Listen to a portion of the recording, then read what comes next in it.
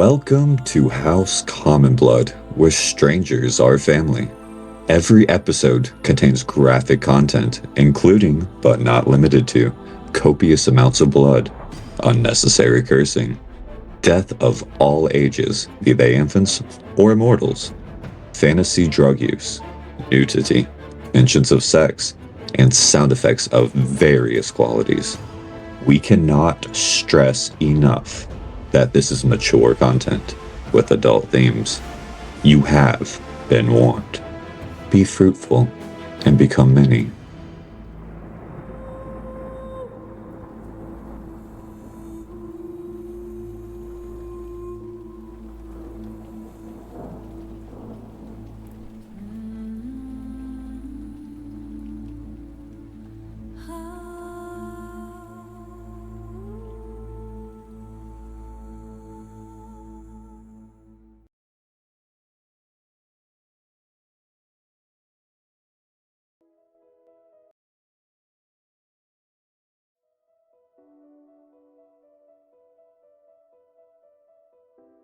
Welcome to House Common Blood. I'm Gray, your DM and host, and we're a D&D 5e podcast currently playing the adventure Hangman Marches Storms. This story follows a group of misfits facing sentient calamities threatening to destroy the world, led by a Genasi army called the Rebirth Bastion.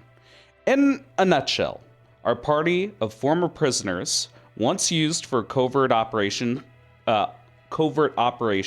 by Giuliano's government, embarks on a journey. They are confronted by an emotional vampire controlling the town of Sham, which was made of a thinking slime mimic, a sentient calamity.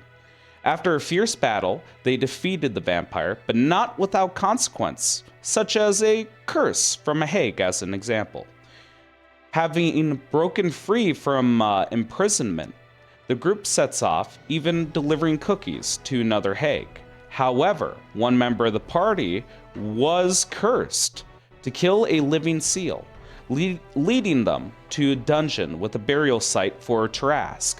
This dungeon was created by an architect wizard turned elder brain named Owen. To break the curse, they agreed to an unusual pact, transplanting the elder brain of the wizard into the skeleton of a Tarask.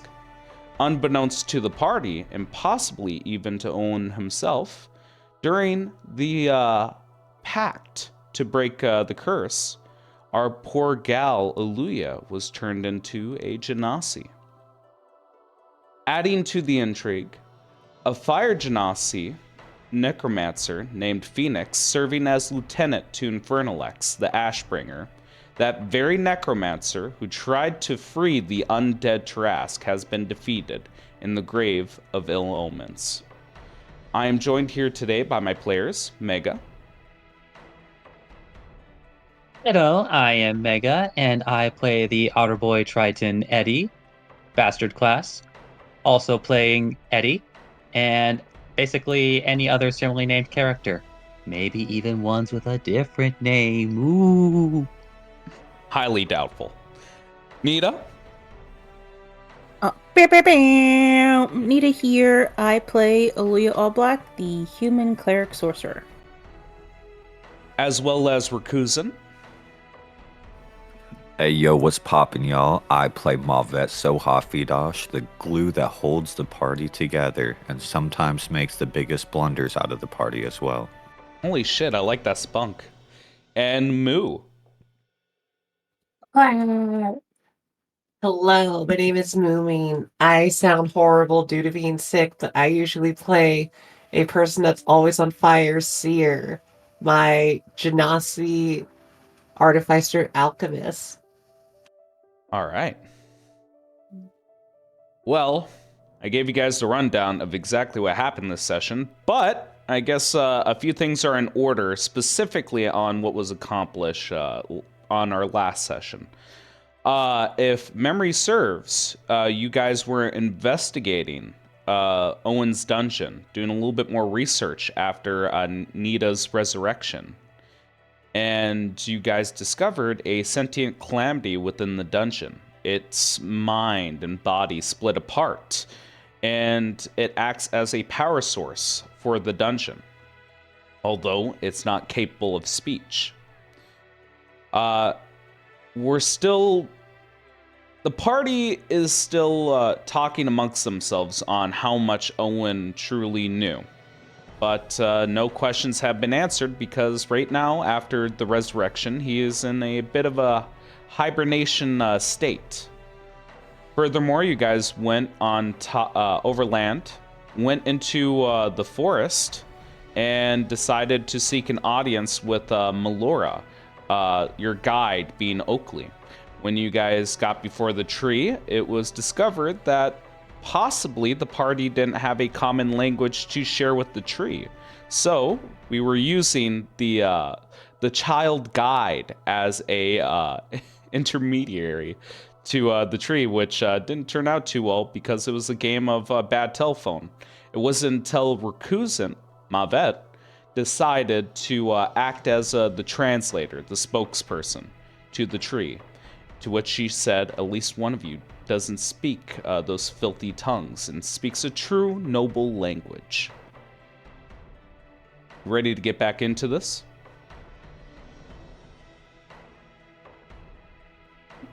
I know Moomin is.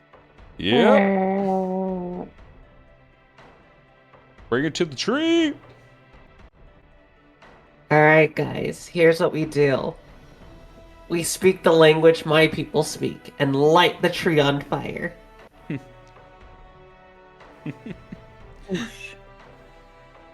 All right, let's get something a little bit fitting here. I don't have any noble music, so let's go with tension and fear. Nah, social intrigue. All right.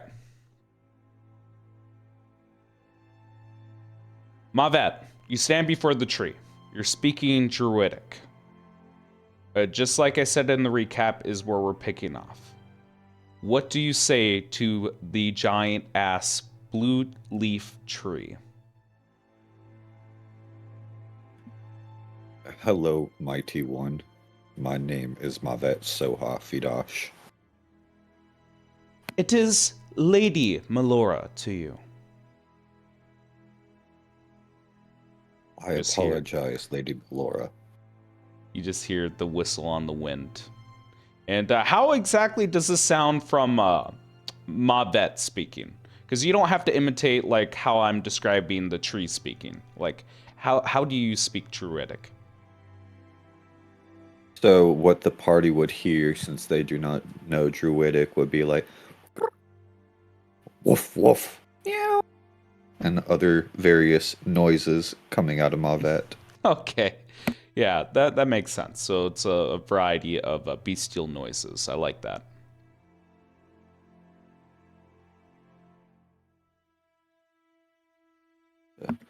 We wish for you to have us in your audience today. For my friends here have some questions for you. I heard from my herald, Oakley, that you wish to receive my blessing to walk on the grave of ill omens, and furthermore, interact with the Tarask. You can hear that the wind goes from a whistle to a fierce gust.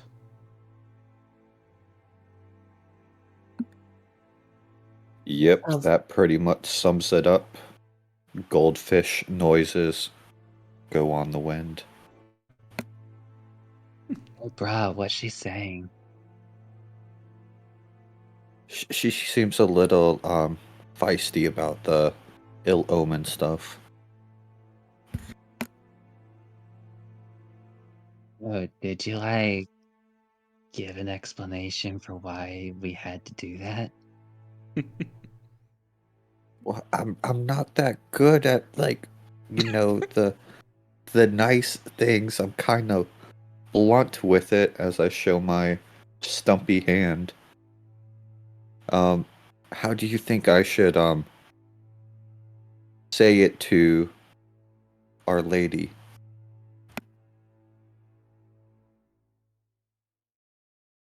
Oh, she prefers to be called Lady. Okay. So, and say something like, so, well, my lady, we came to the grave under a very special circumstance.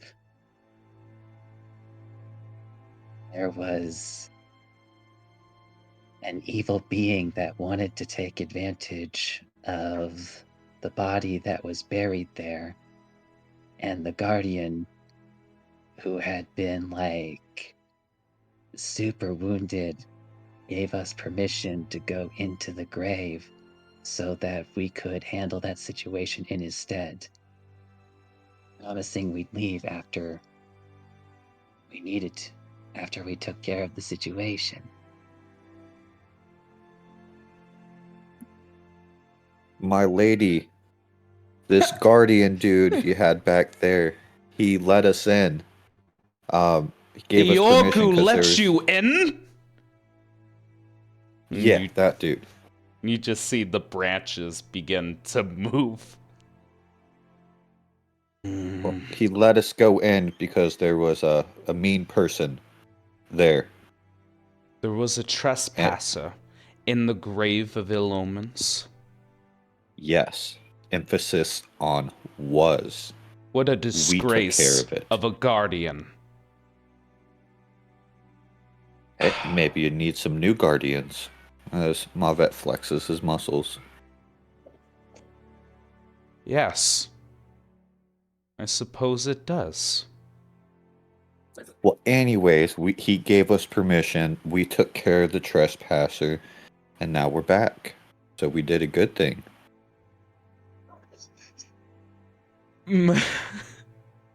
Is this where you want to make your persuasion check, or do you want to add a little bit more weight to it?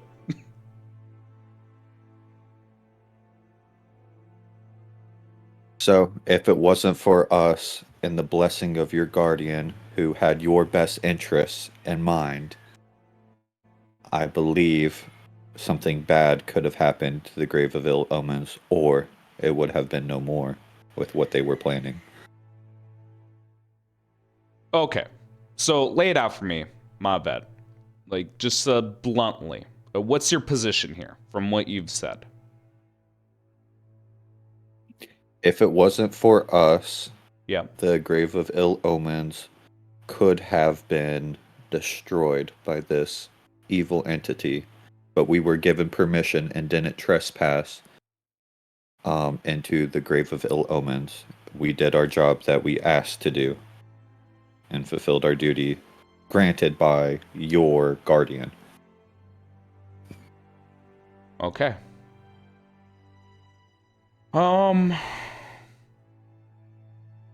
Before I have you make the check here, I think the final thing Melora would say to you is, and what proof do you have that my guardian gave you permission to enter? Am I supposed to just trust your word?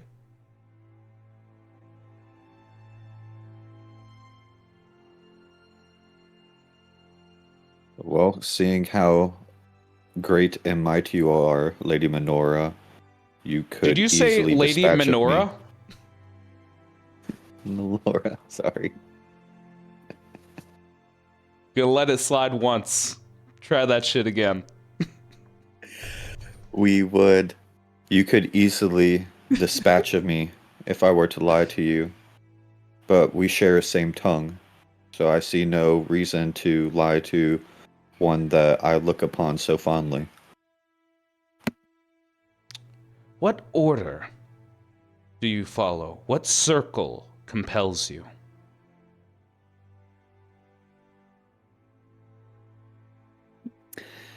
As Mavet's little spores begin to darken around him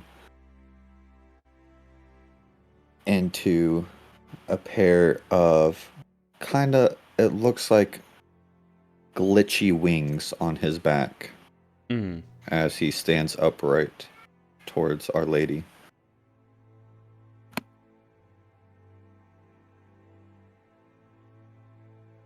The circle of spores. Hmm.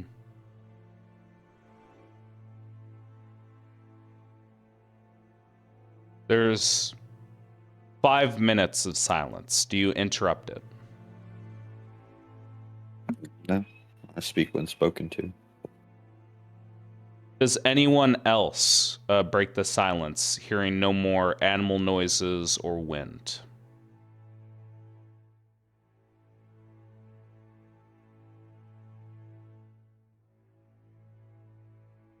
All right. After 5 minutes, we hear. Well, actually, during that 5 minutes, I would like a persuasion check. And because of the weight that you added to it and the fact that you provided a circle as your collateral, the weight behind your words, I will allow a straight persuasion check instead of added disadvantage. So give me a straight persuasion roll, and if anyone has guidance or anything you want to add to it, speak now or forever hold your breath. Mavette's deep in pondering. I just give him a little. Oh no, I can't touch him. Never mind. I take it back. Like, but- Nope. Come on, touch them. Nope. But Eddie is right there, and Yep. his touches are gentle and loving. Oh wow. Yep. I will only flash of genius, depending on the Yep. number, but also how it's taken aback, and maybe see if Sierra will yell it out. All right. Make me the roll, buddy. Give it to me. Oh, yes. Good call. You got me. Got me. Yeah. DML. Classic L. All right. It's a test, you see. Test. Okay, persuasion. And you know what? Just because I kind of fucked up there, I will also allow you to add a +1 additionally to your roll. That's for calling me out. Okay. Yep. Keep it on query. There we go. Keep that shit open.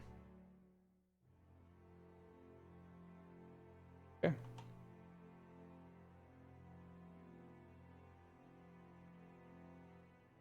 So do I have guidance and a +1?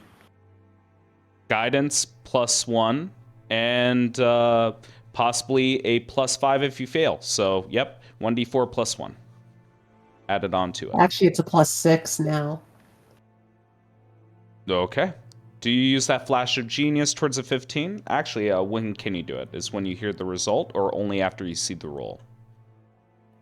Basically, well, I'm doing it for flavor because the Yep. idea is that unless I know, like Flash of Genius is kind of like you throw something in the middle Yep. just to make someone succeed. So it's like if they're about to hit by a fireball, you go like, duck. You know, that's how I flavor it. Yep. So I think in the case of like Seer, I can Yeah. almost imagine just like, oh, by the way, don't forget this. Because like even though you didn't hear it, it's just like, hey, really, don't forget this. This is really Okay. important. yeah, don't forget this detail. Here, Yeah. take this detail, Yeah. and +6. Yeah, I was gonna say, yeah. This is a situation where, yeah, flash of genius applies after you see the roll, but before the result. All right. So you would like to add this? Correct. Okay. And you said 6, so that'd be 21. Okay. If that is correct, then again, the silence passes, and we hear Melora speak once more to Mavet, the tree man. As she goes, if by your word of the circle of spores, then it is so. It is so. So you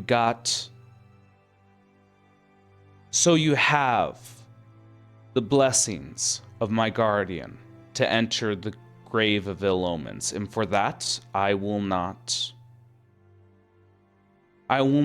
hold any punishment or ill will towards you. for this one transaction. Transgression. Right, yeah, I'm sorry. I'm a little parched. Thank you. For this one transgression. Thank you. We appreciate your generosity in this matter. But I still hold firm. I will not allow you to enter the grave anymore. Stay far away from it. And this is where you can start pushing forward.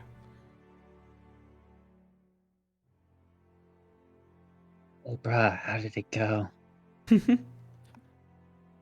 Well, she was okay with us because we got permission from the Guardian, but she still doesn't want us to go back in there. So I tried everything. Do we I just love do the we make her huddle. like Seer? I just love the huddle after each little conversation. It's just like, 1 second, please. All right, guys. Well, the thing is, we kind of don't have to huddle because Yeah. apparently this being doesn't understand common. So, No. Don't have to. but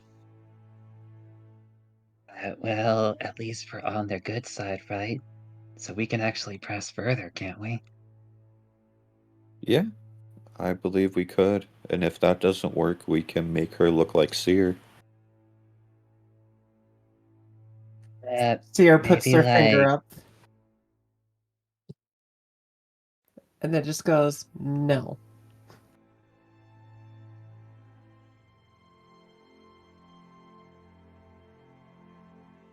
I mean, like, during that 5 minutes, I was like thinking of different things we could like say about the body in the grave.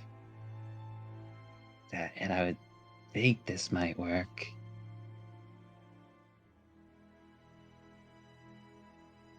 Okay, let us play the game that the Herald played.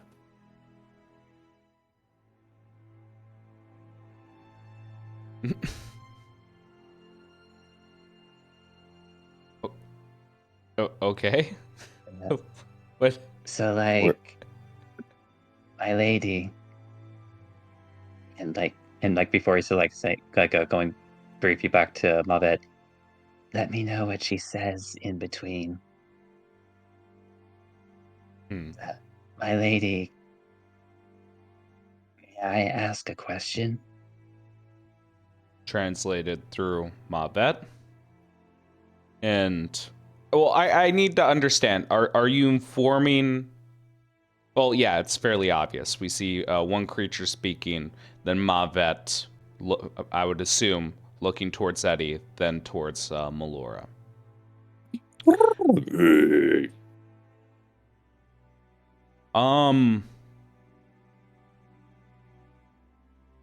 I think in this scenario, before she even answers your question, let me make a roll quick. Hang on. 1 second. Don't worry about this. Okay. She might say something along the lines of,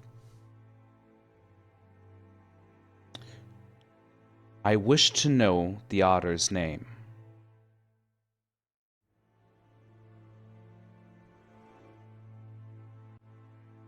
So, Mavet makes a sound.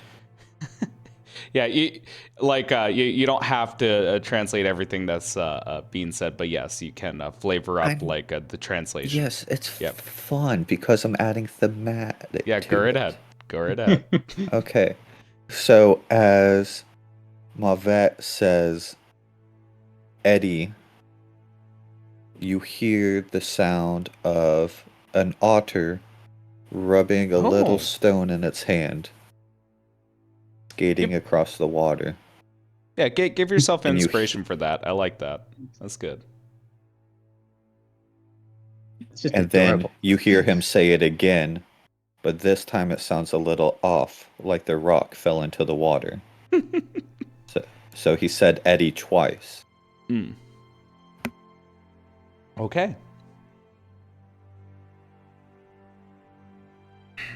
Follow up to that.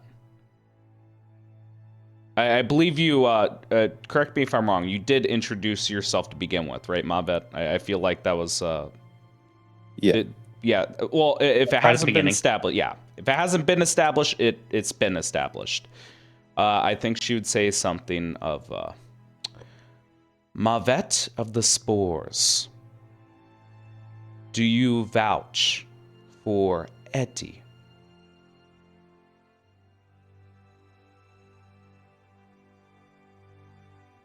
He is like the sapling I never knew, helping to strengthen my growth.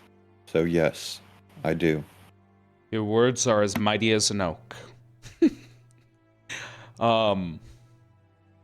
Yes, Eddie, you may ask a question.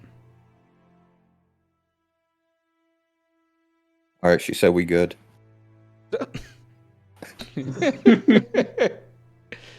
Right. My lady, over the time that the grave has been established, how many have attempted to trespass into its earths?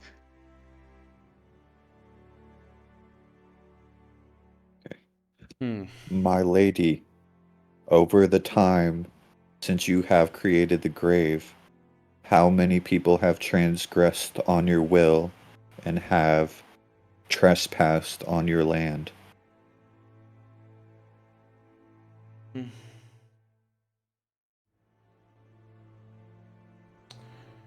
Only once prior. It was by a skeleton by the name of Orancelli. And it is why we are strict with the grave. He brought back to life the Tarask.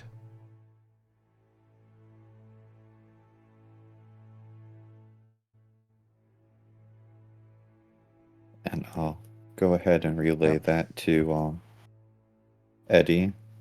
Hmm. Yeah, Skelly Boy, Orancelli brought back that Tarask, so he was the only one.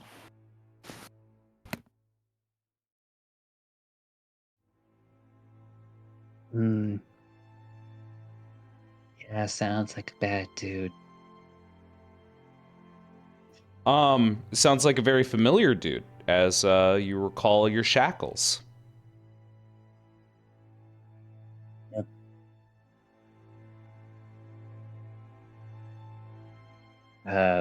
Eddie will even say in response, "So, my lady, we too have suffered by the man who goes by this name, and understand the danger that he poses and has posed."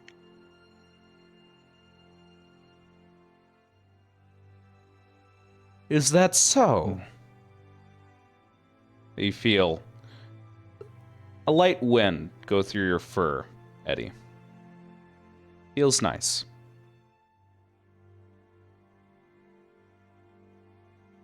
Although, my lady, I do have a fear. Just like the one who trespassed on your grave today. So long as the body is there, more and more trespassers will come in hopes of claiming the body, and thus more people will be treading upon the land you so wish to protect. That is so. Yes. Your words have weight to them.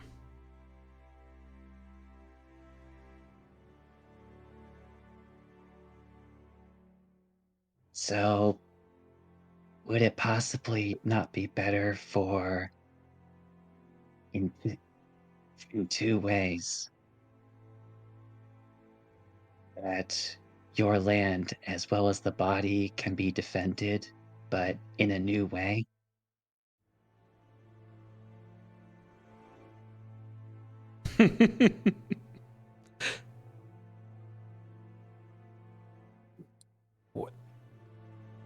possible method do you have in mind?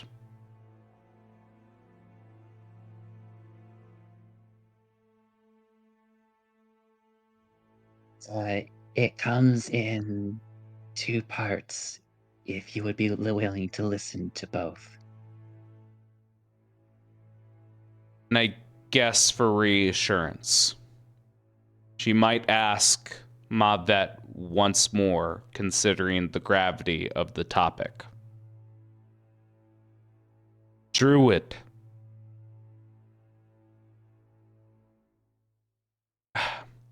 Druid, do you truly stand by this man in everything he has to offer and say?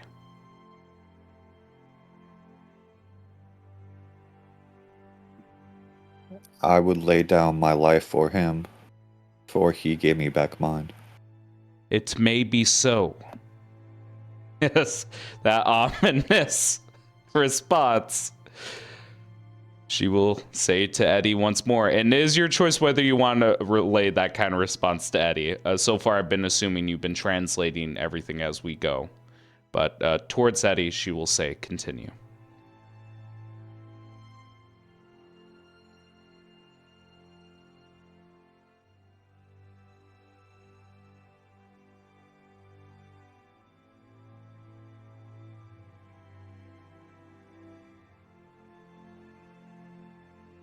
Are you relaying that, or just like keeping that to yourself? Yeah, that's an important Oh, question, I Mavet. thought.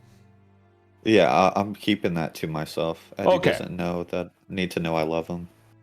Yeah. Well, the more important part is you're potentially laying down your life depending on how she takes Eddie's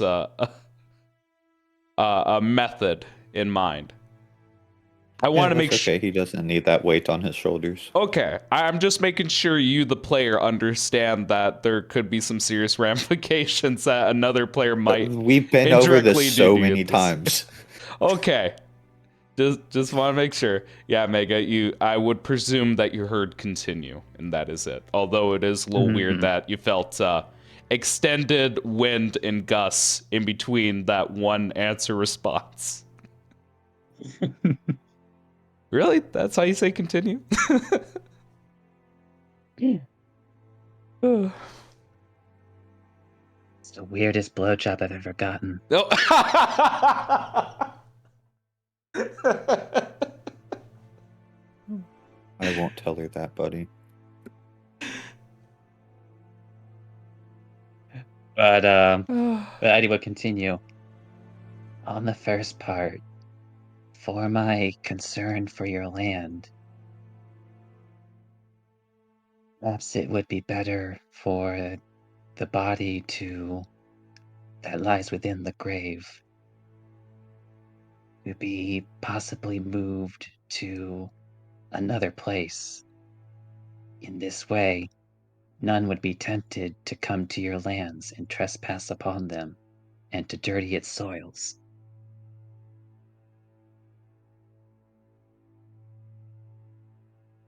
Are you suggesting to exhume the body of the Trask?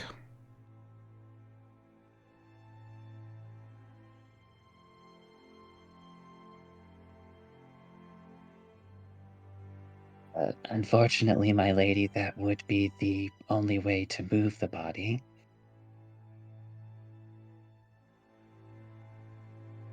I do not suggest it easily, and I understand the importance of allowing what lays to rest to stay rest.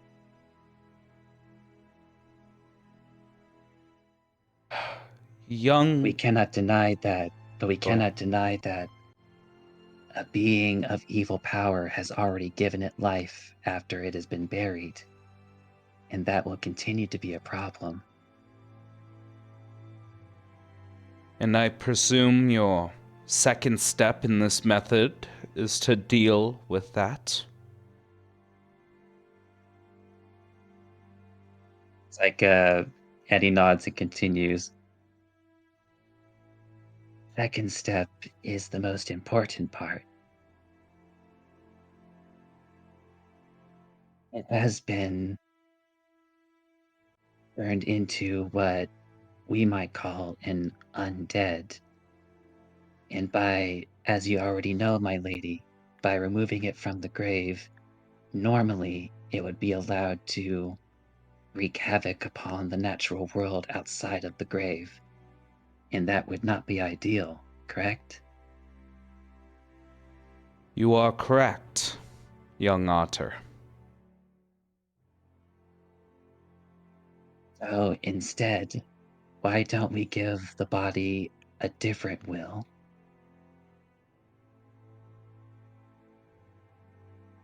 One that would not be inclined to do such chaos upon the world and essentially serve as the body's guardian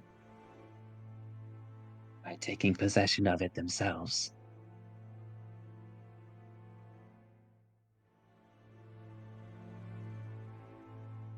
That sounds wise, but I can see fault in it. What insurance do I have that this new will not be as despicable and evil as the natural beast itself? Well, my lady, as a being as powerful as you are you not unable to create binding contracts with mortals? Now that you mention that, there is a circle that I lend my power to do such a thing. How would you know of that? I have made many connections with many different people around the world. It's just I'm sorry to break from character quick, but that is a very good point to take, because yes, this is where the Hags also derive their power from. So that is excellent. Uh, is that so, Otter? Yes, Etty. I could do such a thing.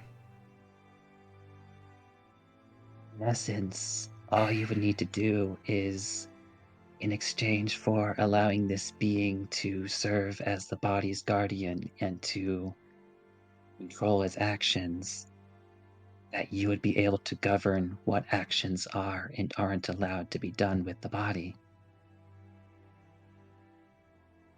Magically seal it in the form of a contract.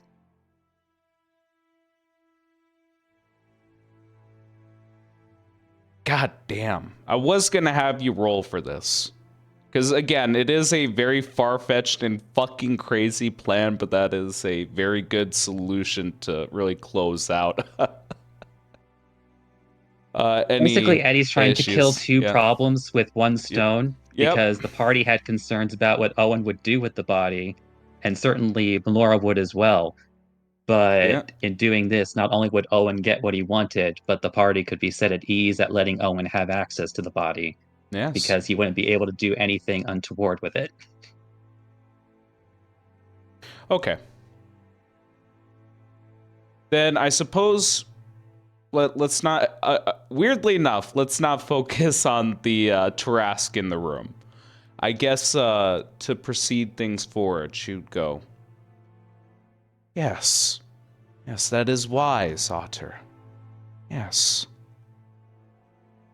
I shall speak to Yorgu and make some plans. Perhaps I can contact, yes, the Hags.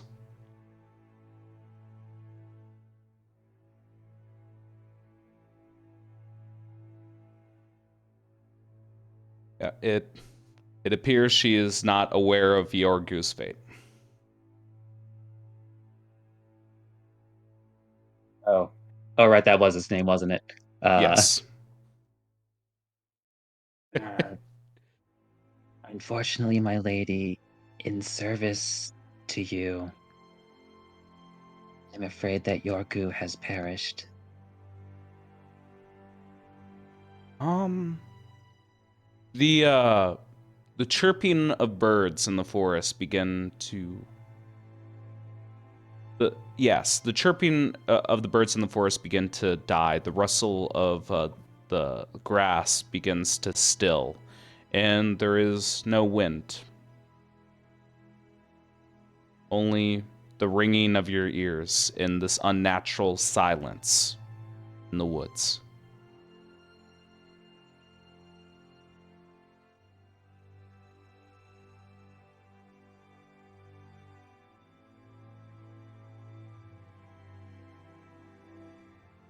And I believe she might say, after, again, another 5 minutes of silence, it would be, "Is that so?"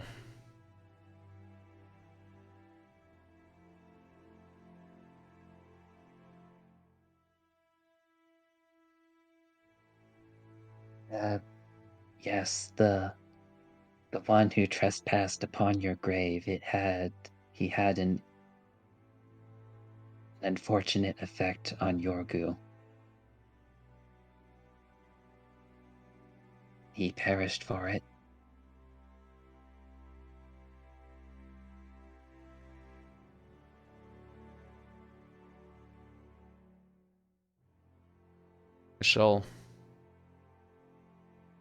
We shall hold a ceremony tonight.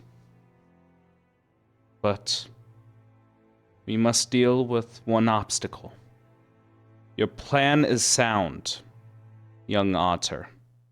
Etty, I wish for a guardian before the door, and then you shall have my blessing.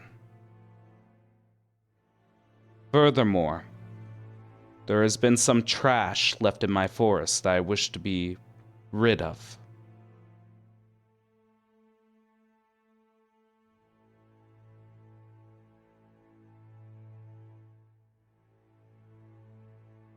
What trash do you speak of, my lady? It was once an abomination of the Zombrium, a collection of vines and wood. Each step it took infected my forest, and now it lurks in the smoke. I wish to be rid of it.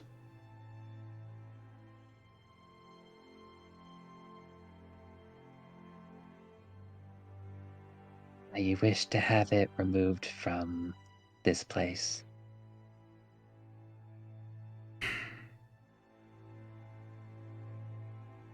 It is difficult to say now. So much has changed recently. Yes, when it was infected by the Zombrium, I wished nothing more for it to just perish. Now I just wish for it to be out of my woods, or at least ensured it will cause no harm.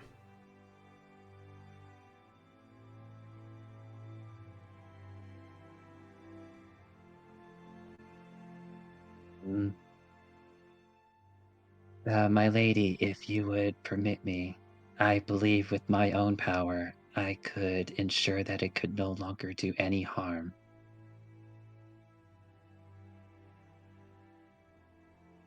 You have such power?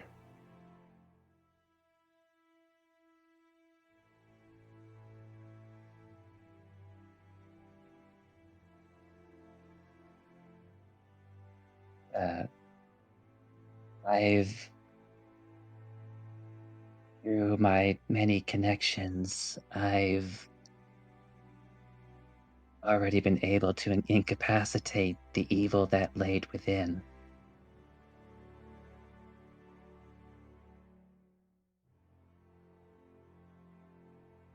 In fact, as like Eddie, it kind of like occurs to Eddie for like something, and actually would see if he can confirm it. And actually, I think we might have a suitable guardian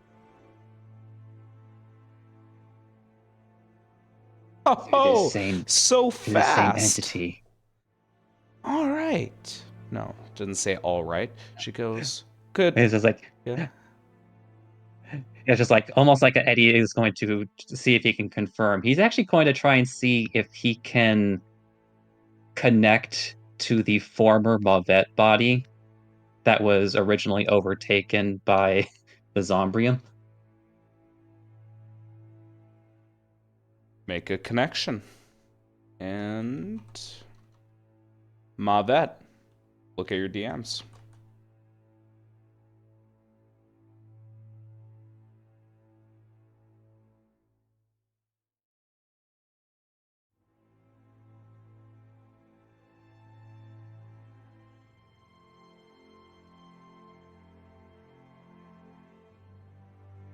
You see what I sent you?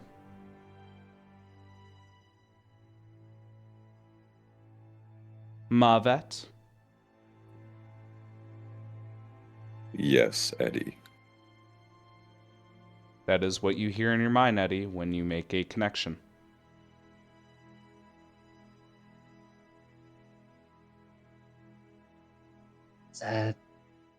This is Eddie. Where are you right now? I am where I need to be. Do you need to know more?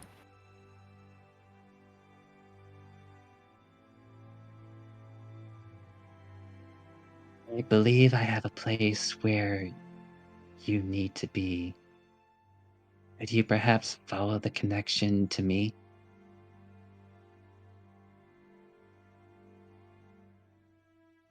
Do I have to? This feels like it could be a trap.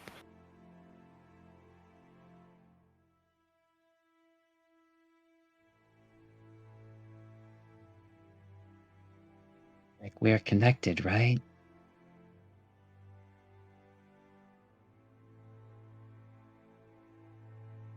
Would I try to entrap you?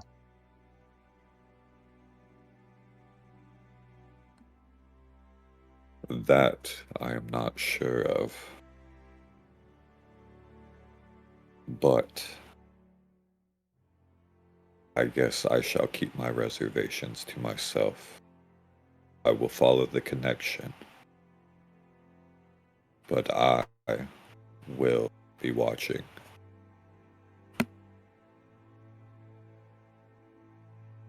All right, bruh. See you in a sec. So does everyone wait patiently for this creature to approach? Oh, by the way, it's Yes, like sir. the the player, it's like would love to be able to like go through like all of the things along the way. It's like that this creature might have to go through in order to get to this location.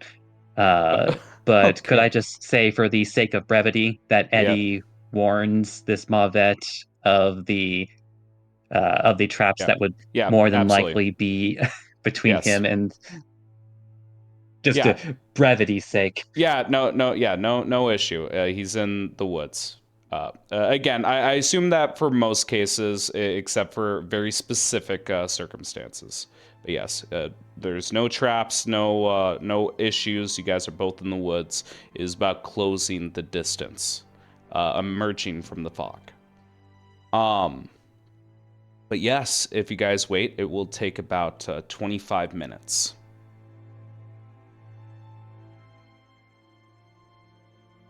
And for 25 minutes, there is silence. Unless you guys decide to speak among each other. Approaching 1 o'clock, we hear the distant thump.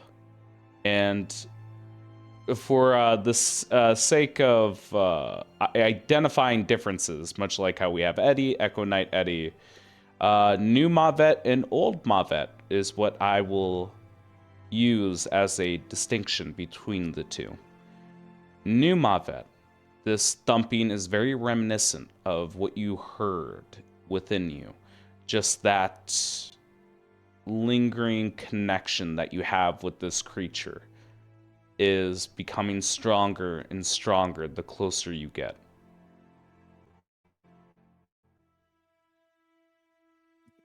I think somebody's nearby, Eddie. Oh, don't worry, it's just you. Oh, that will be fun to see. I wonder how I look. Oh yeah, you want to see how you look? Let me see if I can just increase the size here.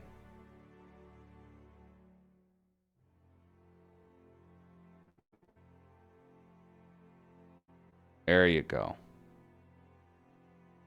That's how you look. What am I looking at here? Just making sure. Can everyone see the pop-up? No. Now I can. None.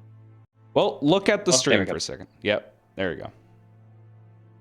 Pop up for a Well, couple that seconds. became the Yeah. more scary version of the Beast from Beauty and the Beast. Yeah, that's how I would describe it. Is imagine like the form of Beast from Beauty and the Beast, but made of wood and vines that have taken a more like a smoke-like appearance. As it walks, each breath it takes, we see a huff of smoke and two blinding yellow eyes that glow from within it. It is hulking. It is massive. Size category, I would call this a huge creature. And it has an arsenal of badass abilities that you guys could have faced in combat. But for now, he seems like a ally, or at least at the very worst, neutral to your guys' presence as it approaches. Mavet, what does old Mavet say? I have come as you instructed, Eddie. What do you wish now? Hey, thanks, bruh. How are you feeling? I feel strong.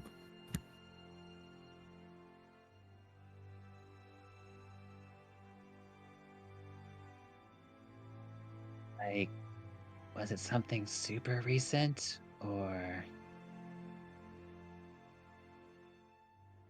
Actually, does he appear to be uh, does he appear to have like that smoky quality, or... Yes. He has it looming around him, and it's accentuated with each breath as he adds to the cloud. An interesting thing I should mention is the pollens around this mob vet have an assortment of colors. It's like looking into a kaleidoscope when you look at each of these pollens. Good representation. Yep. It took me a second. But as it does stand before you, you see its feet rooting into the ground.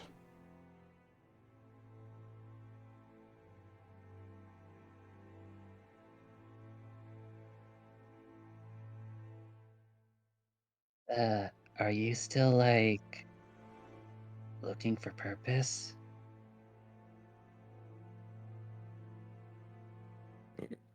To become the strongest there is, there's no more fitting purpose.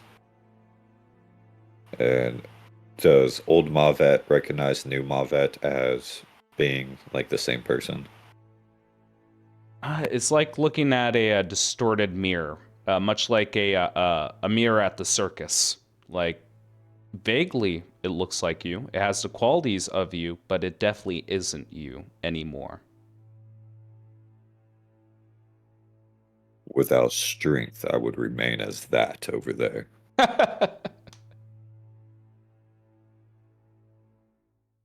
Like, well, you do you, bruh. But if you want it, though, I think there's an opportunity for you to get stronger. Speak then. He can't really like gesture because she's kind of Hmm. everywhere. But Yep. it's Lady Melora. guardian before did not seem to do what she needed it to do. So, how would you feel about being her new guardian?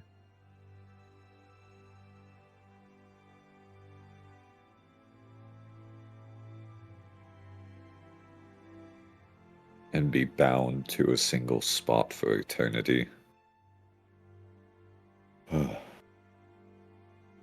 Not How would I necessarily. test my strength then? Oh, but that's the thing, though, is that as a guardian, there would be many people who would try to challenge you to try to trespass upon her lands. Wouldn't that be an opportunity for you to get stronger?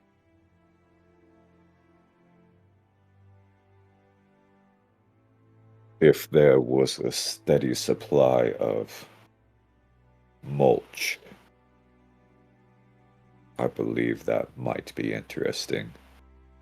But why should I protect this inferior being's lands?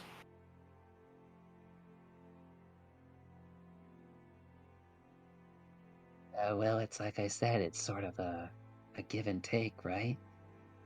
It's like you serve as her guardian, and you can possibly, as being her guardian, gain some of her blessings and some of her strength. You would be able to face any number of things that would like try to come and trespass. And on top of that, it's like as he kind of like looks between like the two Mavettes, considers carefully, and actually specifically sends a message to old Mavet. Oh, Yes, it would be an opportunity for you to make more connections, right? And we all get stronger with more connections.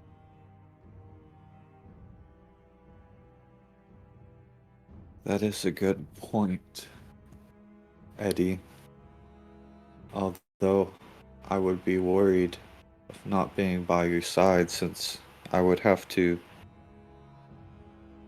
stand tall and guard her grave.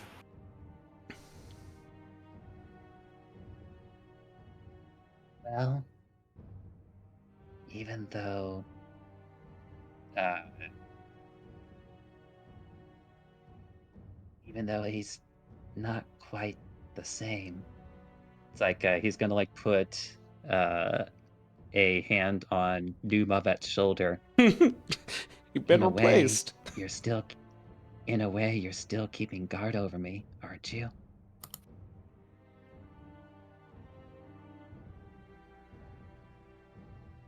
That is a good point.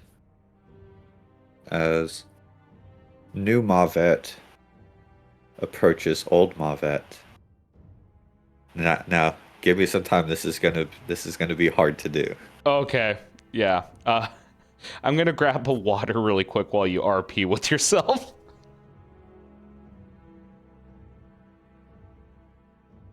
It's a really weird porno. Because I'm playing it in my head. Or let's go do like a 2 minute break while I formulate how I'm gonna respond back to myself, so it's not like I'm thinking in between Oh sentences. yeah, no worries. I actually hold on. I wanna correct for that joke. Like, wow, the pre-Bramble is really long for this porno. I will see myself out now.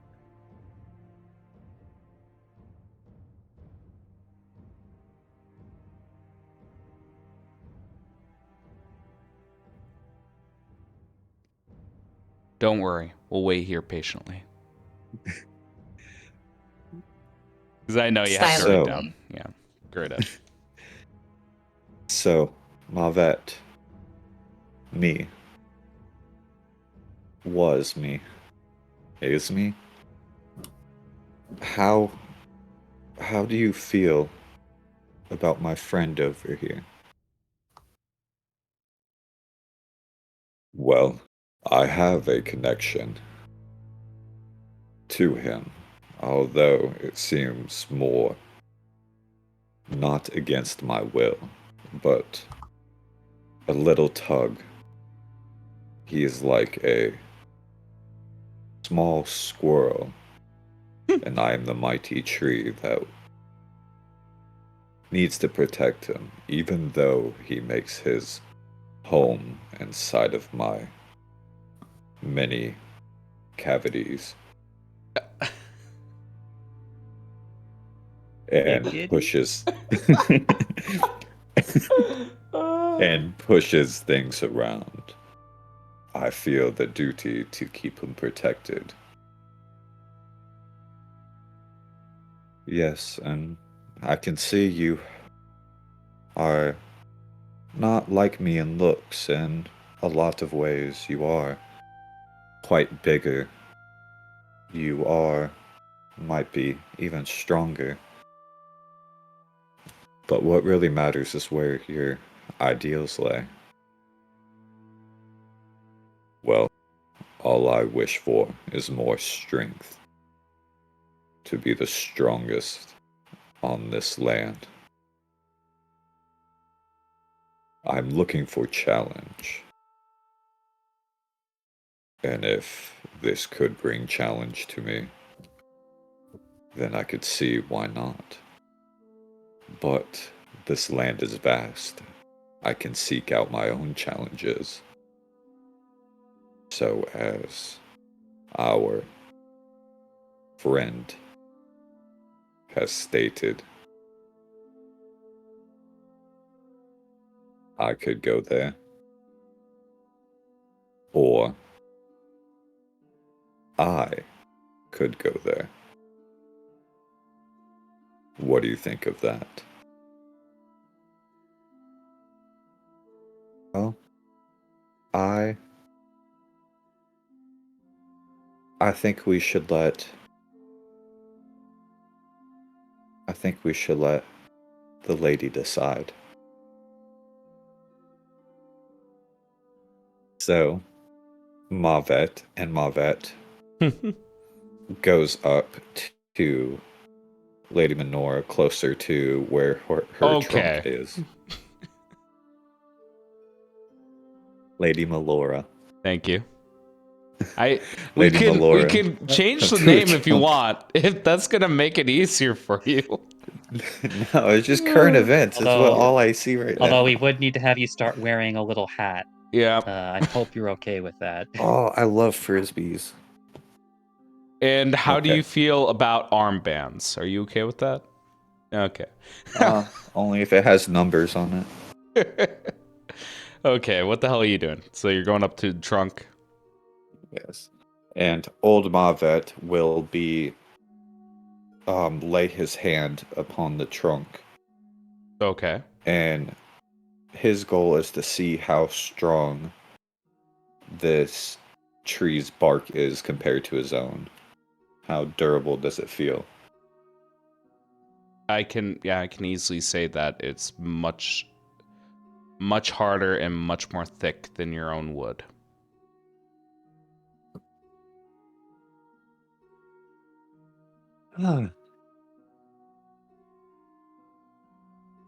So they will say in unison, in Druidic, we are both willing to be your guardian. However, one of us needs to stay with our friend there. Who amongst us shall defend the grave of ill omen?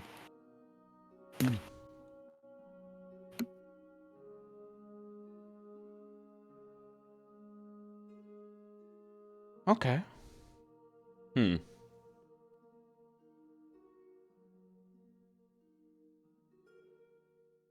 Before I answer, I need to know, Mavet. Are you comfortable playing a monk or a barbarian? Or if you are indifferent, I can leave it up to a roll. I am willing to leave it up to a roll or a contest between the two, however it goes. I just want to RP it like I set it up, Yep. so I Okay. leave it to the gods. Okay. I think I got an idea here. It will actually be contest. And as you request Melora, who shall be your guardian? We see two wooden creatures begin to emerge from the ground through the roots made from the hard bark. And these dummies of sorts don't look like they have any intelligence. They look more of puppets than anything else. They are rooted to the ground. Imagine a wooden training dummy. And Melora will tell both of you, I will take whoever is stronger. I want you to do one strike onto these dummies. Whoever hits harder, whoever is more accurate, shall have. Whoever hits more accurate, whoever does more damage, shall be my guardian. So I want you to make 2 attack rolls here. Let me see if... do you have the original sheet for Old Mavet? I do, but if he has new abilities, like you said, I think those should apply. If anything that would boost this punch. I mean, I think that's only fair. Use your Because- character. You trust me, just use your character sheet. Okay. Because I'm thinking Yep. Old Mavet is using Just strength. imagine Old Mavet has more tricks up his arsenal, but his standard attack is the same as the barbarian Mavet we once knew. So I want you to make 2 attack rolls, one from each Mavet. We're gonna see if it even hits, because if one of them misses, that's just a default KO there. And that said, like, I believe both mod vets would have the opportunity to do whatever they need to, like, boost that hit. Yeah, It's not like they're Yeah. bound by. exactly. And Old Mavet's 1 level lower. Yep. Okay. So I'm on D&D Beyond. Yeah, trying to see what my calculations are. Yeah, no, Eddie is correct. Is stationary object. So I guess more towards. I just want the damage then. See like how much damage you do. So, do you want 1 action or 1 round? Just one attack. 1 attack. Oh, with stationary objects, like, it's not like the AC isn't about like whether you're hitting or missing. It's about whether you're actually able to like pierce the what is protecting that object. Like, like whether it's like in the case Yeah. made of wood, like to Yeah, give yeah, it an because appropriate AC is a broad. so that it can't puncture the oak or whatever. I'm not sure what kind of tree it is. Yeah, you're right. Give me attack roll damage and let's see where we're at. You want damage, not 2 hit? Just 1 hit. We're gauging how powerful each one is. Make me attack roll and damage and tell me what each one gets. Old Mavet attack roll. Hit, then you'll probably want to use that. Mm-hmm. Old Mavet attack roll. 3. 3. Okay. And then New Mavet. Because he does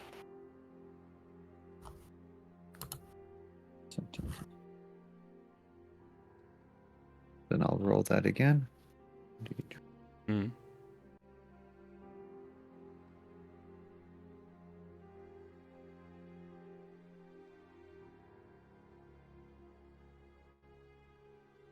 Because this is part of his claw attack. Mm-hmm. This is for Old Mavet?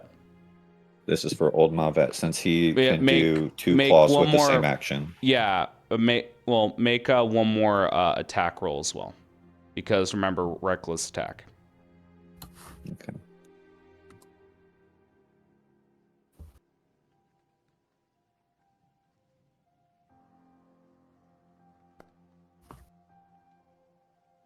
Okay, one more.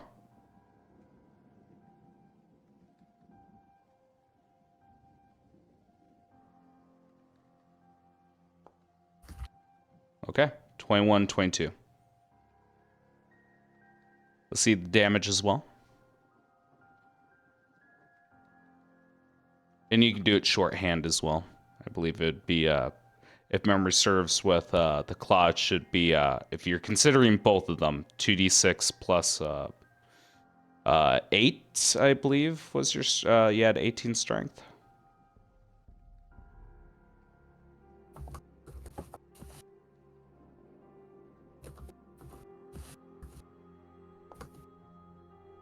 Okay, 10 damage. Mhm. Okay. Okay, now for New Mavet. Mavet. New Mavet. Yep. Mm-hmm. Gotta open.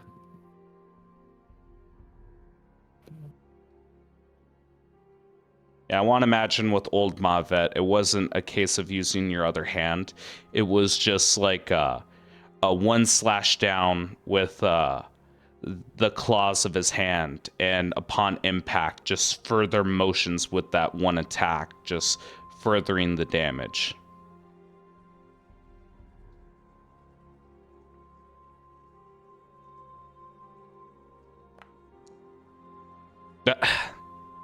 No advantage. Yeah, no advantage on that one. That's a 13. Yep.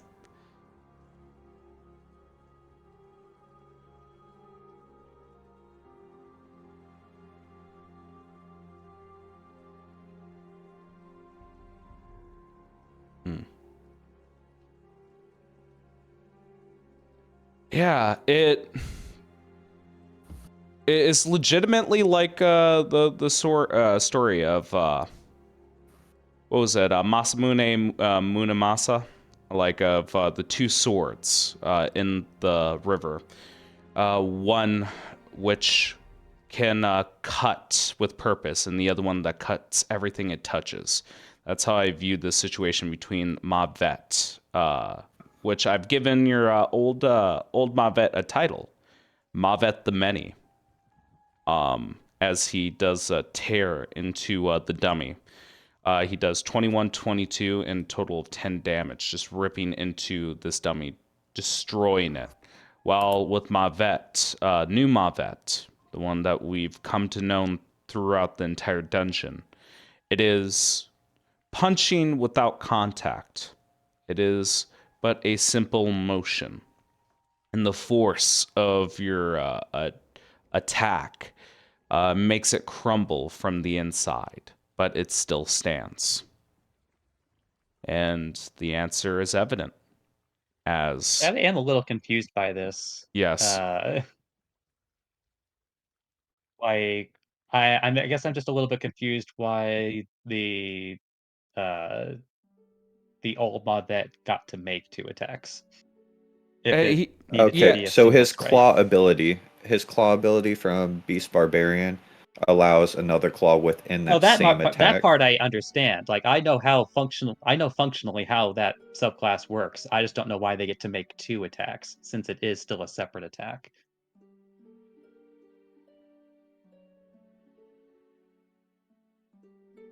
again, Well, I'm I mean, we can make it fair by having New Mavet be able to add his unarmed strike. it no, it's fine. I like it the way it is. And yes, Eddie, I know mechanically like it is two separate attacks, but like I described, I'm just describing it as one attack. It's perfectly fine, or we're just gonna keep moving forward here. But as the competition ends, the tree, Melora looks at both of the dummies and favors Mavet the Many, the old Mavet. I'm curious, like, what's the reactions between the two Mavets?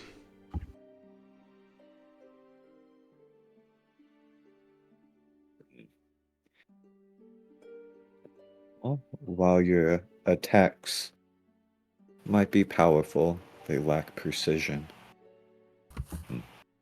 You do not need precision when you are making them into a puddle. I will defend this grave and get stronger, while you guard what is more important. And as Mavet the Many reaches out to shake Mavet the One's hand, they both note, Mavet the Many notices the stump upon Mavet's hand and goes, I see you attempted to become stronger too. I guess it didn't work out. I found out my strength relies on the many as well, as he glances over at Eddie. And the smoke inside New Mavet begins to grow a little bit, and a smile on New Mavet's face forms. I shall wait here with Lady Melora until she tells me to go to her grave, where I shall defend. Make sure to keep the otter safe, will you? And New Mavet just bows and goes back to Eddie. All right. I feel as if a lot of the business has been settled. Towards the contract part and Owen's hibernation, that does sound like a topic or an issue to settle on a later date here. But it sounds like there's a solid plan and it will get into the works. Is there any more business you'd like to bring up with the Lady of the Forest?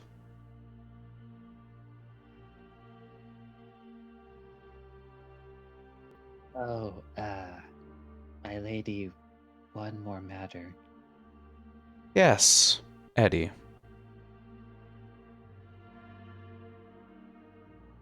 Since the matter of the body within the grave would be taken care of, would we then be allowed to remove the young lady that has served as its seal for as long as it has?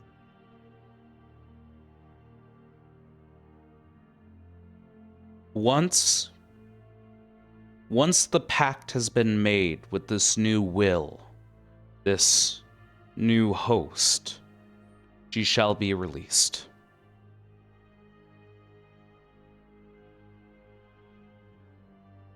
Okay, I didn't want to assume that we could remove her without your permission. That is a good assumption to have. You are correct. But her days as a ward near their end. If this is the solution we shall strive towards.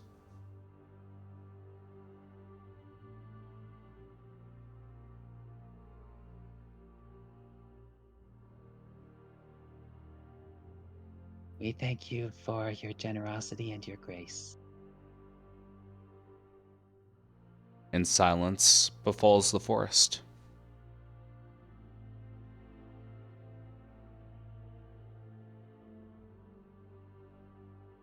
All right, gang. Sounds We're like about to head out. yeah, we're about to head out Okay. here. I'm gonna Yeah. do something. If we're on our way out, Yep. New Mavet's gonna forget one more thing as we turn around and head back to old Mavet the Mini. Yep. And as he goes up to him, they both state, because they have that connection still, be fruitful and become many. As New Mavet's spores, say like a chunk of them, 10%, go over to Old Mavet, and Old Mavet's colorful spores, about 10%, also go to New Mavet. And he heads back to the party.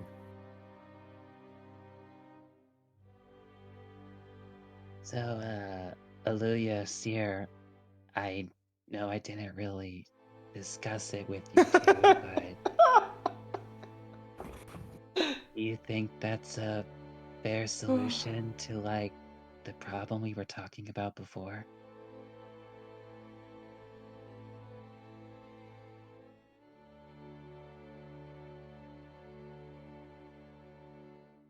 Neither one wants to respond back to you. They're too insulted. I Man? think that maybe. Before you give your opinion, Aluya, there is one thing, Eddie, I didn't go over with them yet that might determine whether or not they would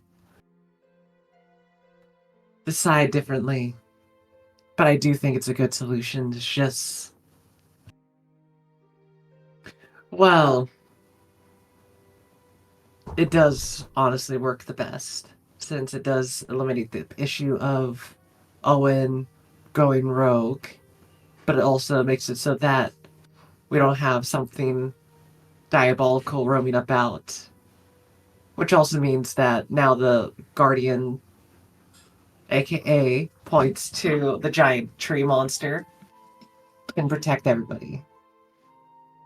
And at least the grove here. So it works, of course. I'm sorry, you said Owen went rogue? I say rogue because if they were in a dinosaur body, they can just devour everything. Ah, But also, yes, he didn't lie, Aluya. I know it. I know it. Shady. What was it? He was going to like kill everybody with the Tarask body, for sure. No, it's not really with a Tarask body. Ah, I think she's talking about with you, Aluya. Your problem was solved because he did fulfill what he said. He just explained it in a way that was manipulative. You know how he said he would revive you? right. He did. I don't think you remember since you were in shock, but we found that he made a man made watcher, or what you call a sentient calamity. That's Why this is important is because how he revived you was by making you me. He, well, ingeniously so, but insultingly so, was able to replicate the creation of a genasi. Hence you.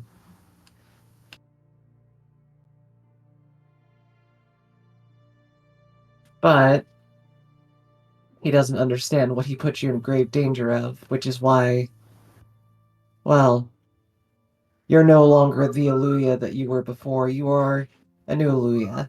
There isn't the best way I could put it. However, my actions possibly reduce the amount of damage, possibly entirely.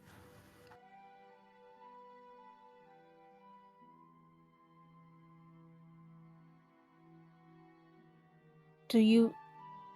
I mean, it just. So he could have revived me with my own body, but he chose not to? I don't think he had the capabilities of reviving you like a cleric would. I think what he I did to think. bypass. Go ahead. Oh no, you're about to say it, I think. Basically, if I were to put it in a way that would make the most sense, he killed you and revived you. But the problem, I would say, that not many people would think about is the fact that if you just came back to life, the cat would have been interested in you. But what they did by killing you and remaking you made you into a new you. Hence, making that cat that was going to kill you ignore you. What happened to my Basically, old the curse body was then? tied to your body. Aluya, you will see that Seer has never lied to you a single time. So you see them make their face as they look upon you. And then Seer just simply says, I made sure it didn't rise back up.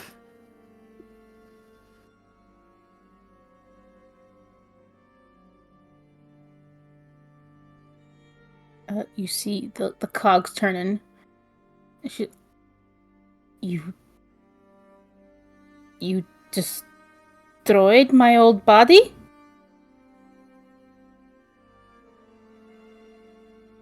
Yes. I mean, what if we could have used it? Like, I could, like, hop back into it somehow, and, like, the cat would be like, oh, I don't know. But still, like... Because, and this is something that I am glad you have never witnessed. Now that you are in a new body of such as this, your old body would not have been able to be recovered. In fact, you might think right now that your memories are intact, but it might be a little fuzzy right now, isn't it? You might have forgotten little things, such as people's names. You might have forgotten about maybe just your favorite colors of things. But you didn't forget the core memories or something, did you? I mean, I still feel like me. If the thing was alive, it gets its materials from somewhere. So you being alive here, if it were to rise, would have, I would say, slit the energies of your mind to it, making you forget. Like me. To reinforce that, Aluya, as you tried to test out your memory here and there, you get a weird sense of tip of the tongue kind of moments, like trying to remember names, locations, important parts of your life, and they come back to you. You don't lose them, but you could feel that your memory is a bit hazy, but is slowly being reinforced. Like there is a foundation being set. Mm. You, Aluya, are one of the rarest people I could say that hold on to their old life. More importantly, you didn't have to witness yourself rise and be warped. That is why, if I didn't eliminate the body immediately, you probably wouldn't have called yourself Aluya. You probably would have made it not known who you are.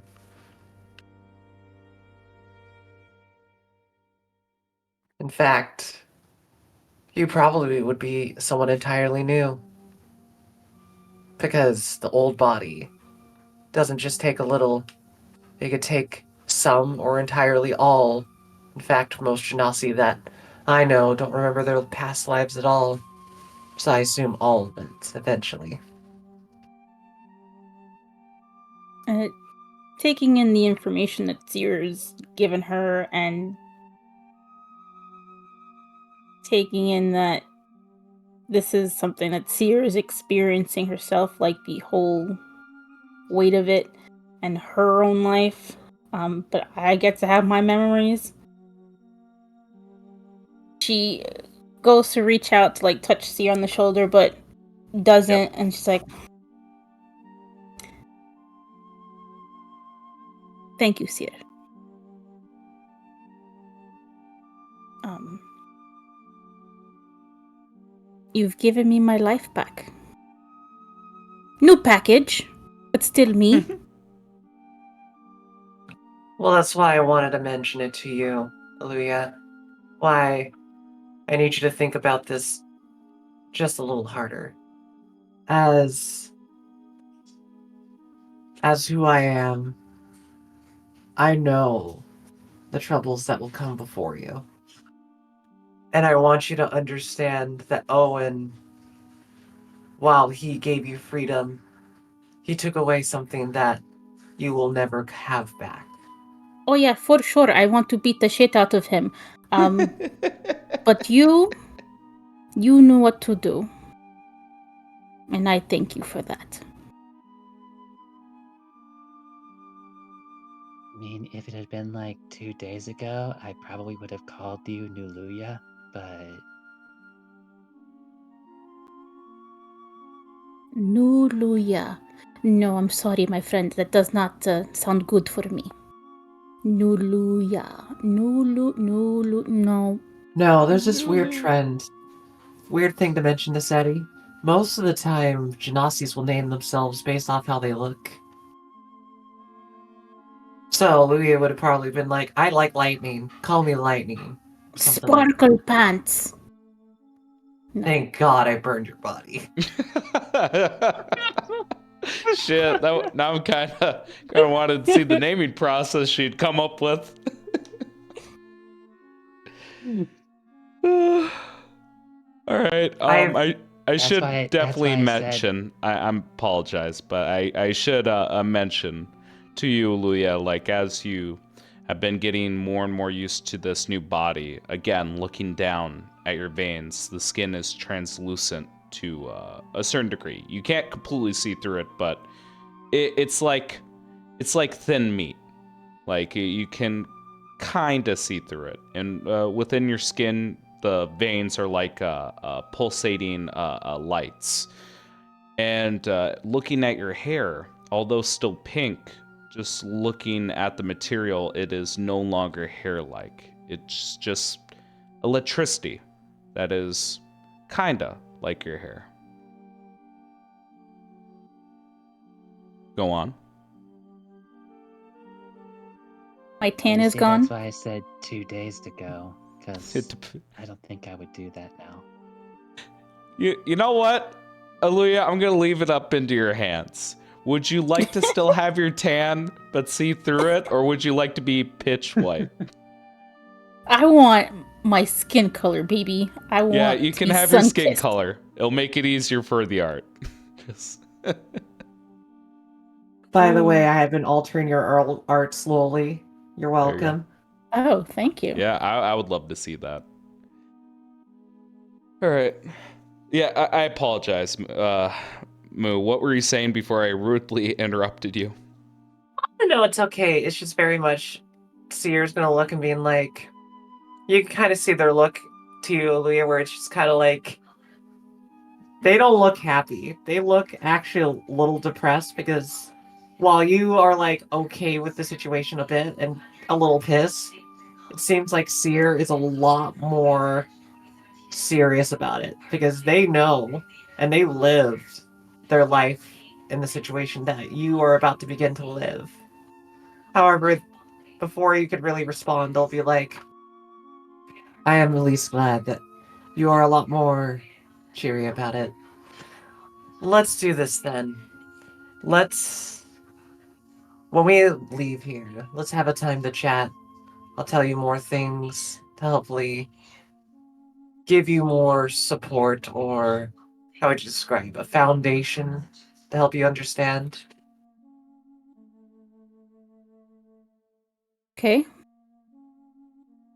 I think that if I was somehow changed and I did not feel like myself, well, not that I would know that I was not the person I was before, I guess. I don't feel like I lost anything real about myself aside from a body. Does that make sense? Well, that's why I'm actually, well, a little bit happy because you've confirmed one thing for me. What I remember is not fate, which means I might also have Eddie help me with something soon, but that'll be another time. So you think there's like your original body somewhere else? No, I know where my body is. Mm. And you'll see them pause there and be like, never mind. There's more to it. Regardless, your body, don't need to worry about any further. And Owen? What do we do with him? What can I do with him? Looks to Addie and being like, would you like to explain a bit of the situation we put them in?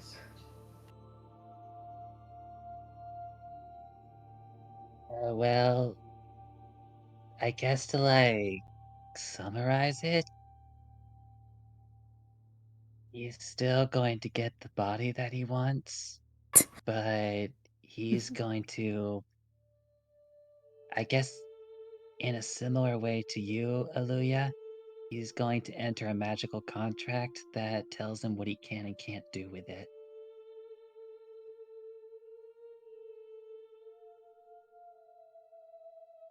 Like a leash? I guess kind of. I don't know what Melora's like restrictions would be, but he pretty much can do whatever he wants so long as it's not against Melora's wishes. This fucker got the better, like the sweeter end of the deal, right? I knew that it was something. There was something with that guy, and it was a naggy. I make poor choices. Good God. But still, he should be punished somehow.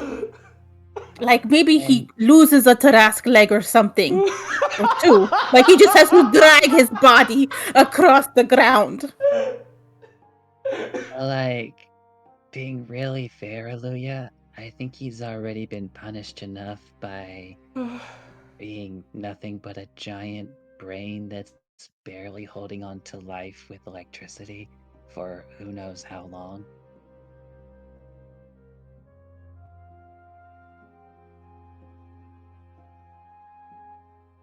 Like, I don't deny he's done some pretty bad stuff, but I don't think he actually did it out of like evil, just more like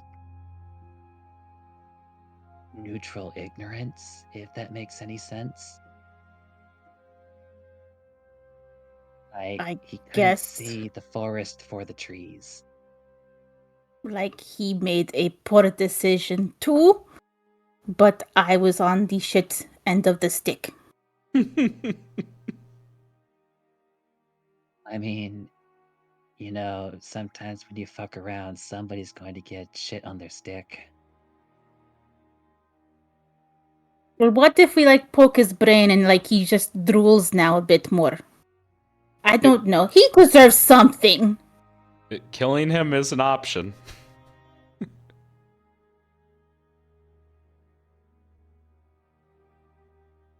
mean, just as a reminder, if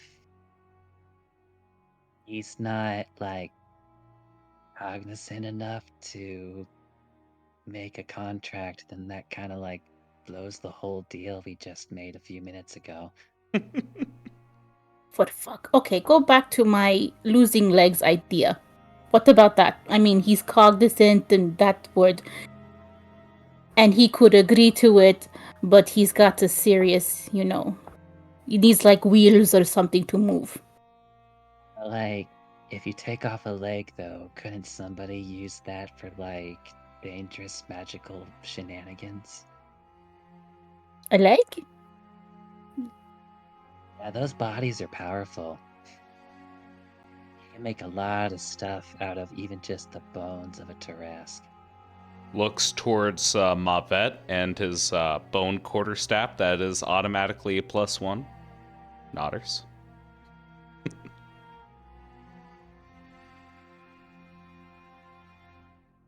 Oh, your words, they make truth, but inside I just feel angry. Like I want to poke little holes in his big old brain. Now, I've got a pretty good solution for that. What is it? Slowly, a little baggie slips out of his sleeve.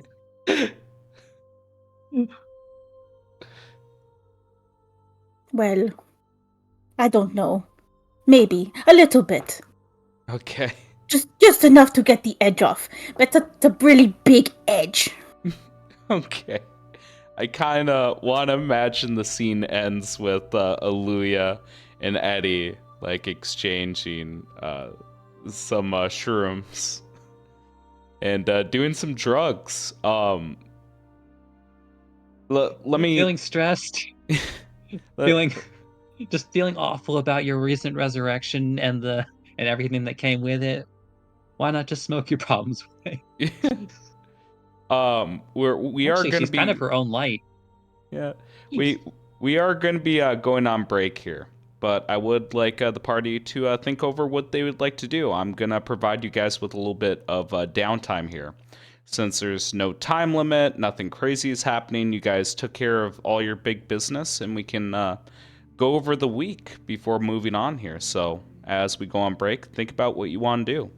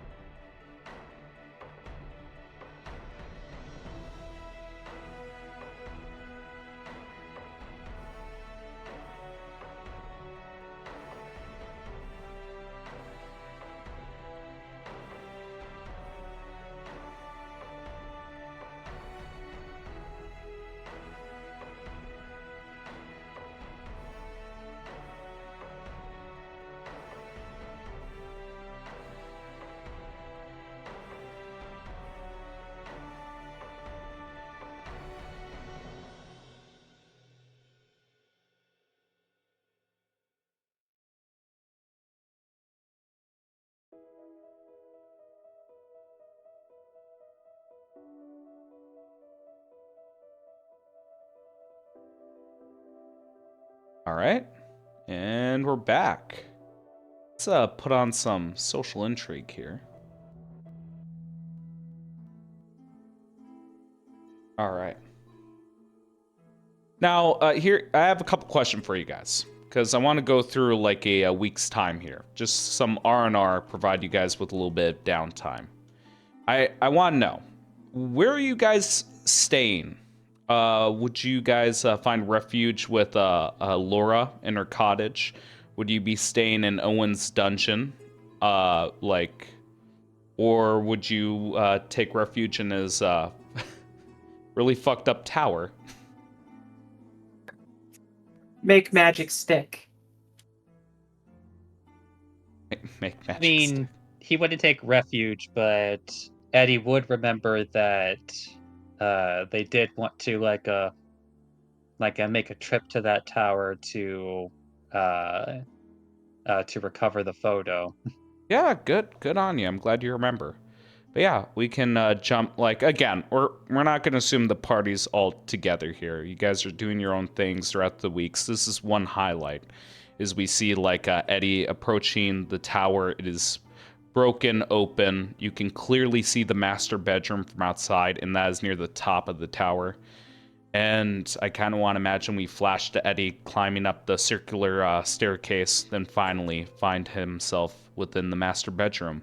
Buried underneath rubble was, I believe it was a pendant with either his, yes, I believe it was Yes, like picture the of his photo was wife. independent, but yeah. Yes. You do find the pendant. It has a glorious gild to it. There we go. That's what I was thinking. It has a nice sheen to it, although like mocked and scratched up from the rubble. You do find it.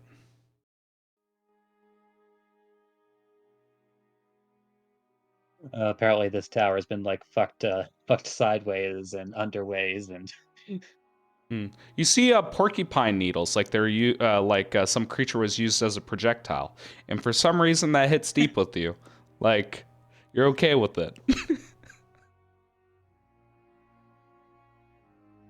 they looked like they were having fun.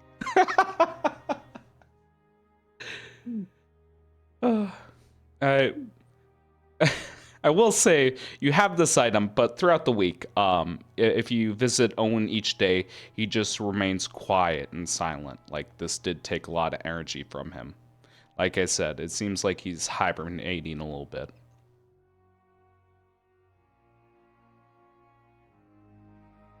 We would not be going to visit Owen. That's perfectly fine. I mean, his humble abode, specifically of where he is at, is not the most appealing. I mean, it's a room filled with meat.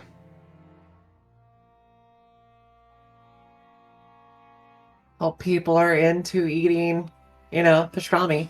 Yep.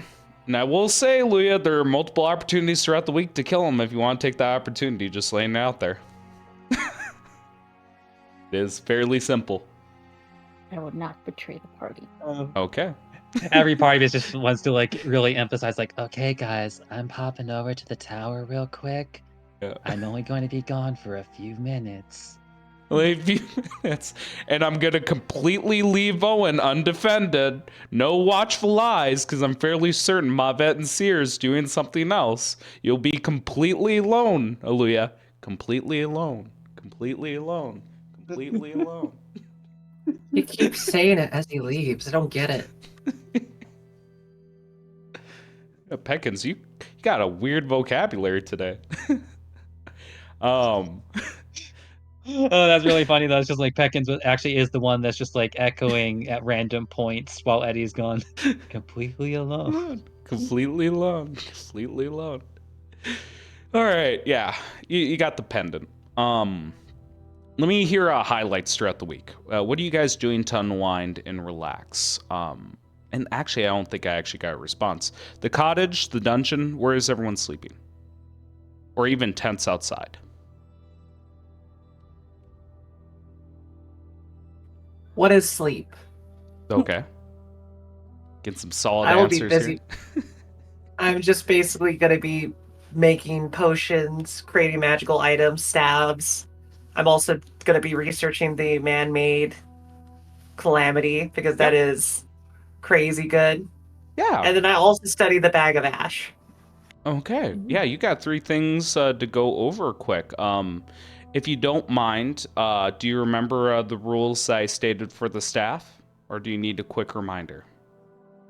I need a quick reminder because the only thing I don't remember is spell levels, whether it requires Up that to or level 3, if memory serves. It is up to level 3, and it is a. It starts off with a level 1 spell being 3d6 plus your spell casting modifier number of charges. Then it decreases by d6 for each level you go up till level 3. So level 3 would be 1d6 plus your spell casting modifier. But it will take an entire day to do it. You can decide which spell to put in and who you want for that. Like if you need Eddie's help, Aluya's help, Mavette's help with a certain spell, that can work. And I will also put it out there, if you want to, you could also get a spell scroll to help you out. Nice, I love that. Yes, but I know there's always a but. It will require some components to make this work. Expensive components. But keep in mind is within your wheelhouse. It's just obviously a something is needed as a cost, but it wouldn't be the same as buying the actual staff. There's a lot of customizability here. But we can deal with that in a little bit. If you want to think about what particular spell that you want to put into the staff, we can go over it quickly. If you don't mind, I still want an answer of where you're sleeping throughout the week. Honestly, if I had to pick a spot where I could sleep and not worry too much, because I would like to also read the book, probably in a horrifying fashion, I would possibly be in the same room as our lovely chef friend. Oh, hello. No, it was name's Gorbsy. Yeah, you can sit right there. I can make you a meal. Da. And he's just cooking a little bit of meat. Yeah, he's still taking refuge within the kitchen. It looks like, sadly enough, you think he might have been forgotten, because if memory serves, the goblins and the I hesitate to say the porcupines, but the tribe of porcupine people seem to have come to some sort of agreement. You haven't seen them as of late. I have a solution to this problem. You know, you make really good food. Have you ever thought of doing a food cart? What is this? What is this food cart that you're talking about? Well, you know how you have a kitchen here, but if there's no one around, you can't Gopsy really feed them. understands. Mm-hmm. Having that kitchen on wheels, and you could go around the entire, well, outside, and feed all the people of your things. And be praised for it, since you are an exquisite chef. I'm a good chef? And he seems to be starstruck. Indeed. Now imagine being able to travel around wherever you like to be and sharing that gift amongst all people that like to consume good food. Not only that, but you'd be able to get even more exquisite ingredients if you are traveling about.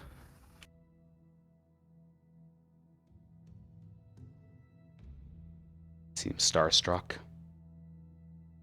You think Gopsy has a chance of becoming an excellent chef out there? That Gopsy could reach for the skies? That Gopsy could become the greatest chef of all time? A master chef?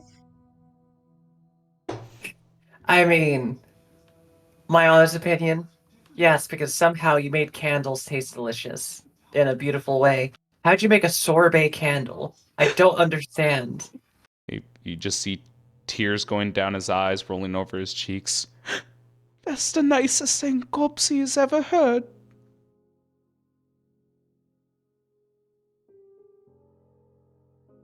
Then don't hold yourself back.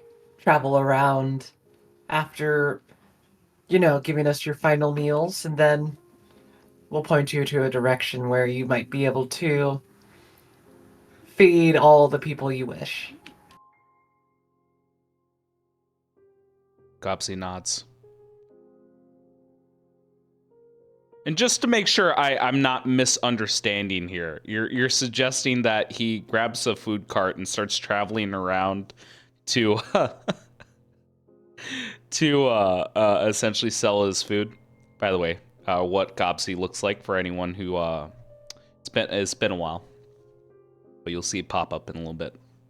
Look, I know he looks like a monster, He looks but adorable. let's be real. Let's be real. Gopsy. To be able to Not cook bad. that well is basically a disservice to have this person hide in the basement. Especially by themselves, not for anyone. We let him know about the dangers of how he would be viewed, but that's why we would send him to places where he probably wouldn't get murdered first. Okay, yeah, you can send him off into direction. And I'm going to make a personal note of Gopsy and just keep in mind where he might be in the world. All right, but yeah, we can say like throughout the week he is learning to pack and he's cooking you guys food as he has big dreams and ambitions now. I'm sorry. Did I ever get an answer for you of where the hell you're sleeping, or did you just tell me you're sleeping in the kitchen? In the kitchen. Okay, you are sleeping in the kitchen. Got you. That's why I figured. All right, everyone else, where are you sleeping? In a tent. Okay, in a tent. Where's the tent? Near the cottage, out in the middle of the woods, by the wizard's tower? Like, where would you be camping? I would say probably by the cottage, not the cottage, the tower. It's best if Aaliyah keeps her distance. Like, she also doesn't like Granny Laura. Not as much as dearie. she detests Granny Rose. But I love you, Aluya. You're like a daughter to me. and she does not like Owen at all. She's got some conflicting stuff going on, so she's just trying to keep her distance.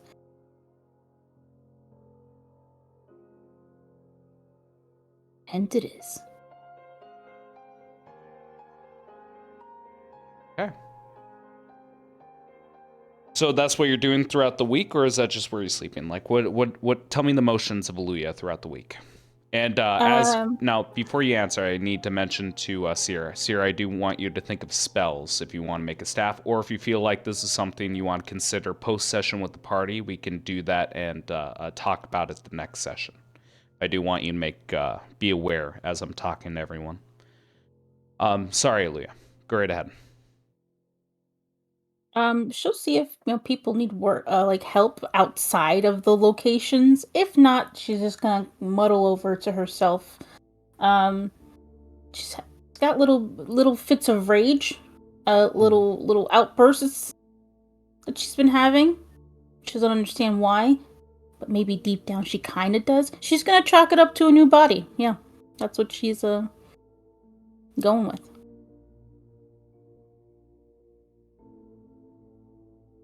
Okay. Apologies. I'm gonna do this really quick. All right.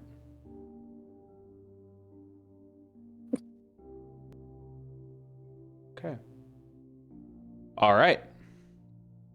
I'm gonna offer something to the party, and apologies, I was reading something as well. Could you reiterate what action you're taking throughout the week? It mostly just trying to get to know myself, the body, try to understand it better, maybe figure out how to touch people without hurting them, Okay. but not really. Do you talk to Grandma Laura? Hell no, I ain't talk to that bitch. Okay. Well, all right. Trying not to be angry. Yeah. So these experiments are based in the woods. Am I correct with that? Is there anything special that you're trying to experiment with? So I'm gonna like touch trees, see if it Yeah. has any effect. Apologize, but little bugs. We'll start off with bugs. And they just begin see. to pop in your hands. Does that go well? Okay, we can't move on from bugs. So, what if she wears some sort of glove? She makes a makeshift glove with like whatever cloth, whatever she has on her, and she touches some bugs. You put some leather gloves on. No, I don't think I have leather. I have like random cloth on me. Okay. Yeah. Looking through your inventory, I'm going to say with the things that you have on hand, unless you have things on hand that I'm not aware of, nothing in your inventory would be able to nullify or mitigate the shock. And if you put things on your hands, such as like leather gloves and whatnot, it still travels through the glove, but it doesn't immediately destroy the material you're wearing, if that makes sense to you. Yeah. Yep. Because what's the issue is the connection in the air, or when you make contact with another creature. But I will say, for the sake of convenience, when you touch metallic objects, that you see the electrical surge going through it. But when you touch things like, say, trees or something as delicate as leaves, inanimate objects, it does not appear to contain your static. It seems that is the limitations of your racial ability, where it affects metallic inanimate objects, possibly metallic animate objects, but most importantly, it will always interact with creatures. I'm just gonna have everyone make me a blind roll. No reason. It's just gonna be simple. It's a saving throw. Sorry. Oh, never mind. Yep. Yeah, everyone's just making a wisdom saving throw, and you won't. Hopefully, you won't be able to see the result. Seer, I assume you can't see the result. Correct. I can only assume. I died. Okay. Okay. Okay. I don't like that. After I rolled. Everyone's making rolls. And Eddie, you should have a pop-up that you can roll.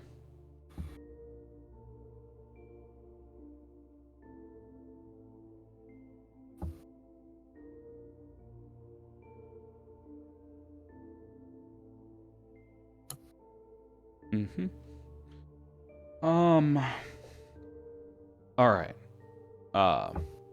I'll keep things moving along until I get Eddie's roll. But yes, Aluya, as you're going through your business,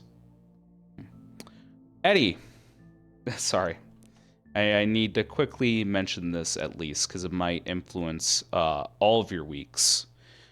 Eddie, I believe I have something important to tell specifically you. Okay?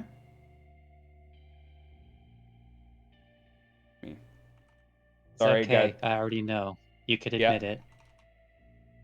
I just need to double check my work before I give you information that you are not supposed to know. Okay. Yep. Seems like proper distance. Yep. Read it one more time. Yeah. Okay. All right.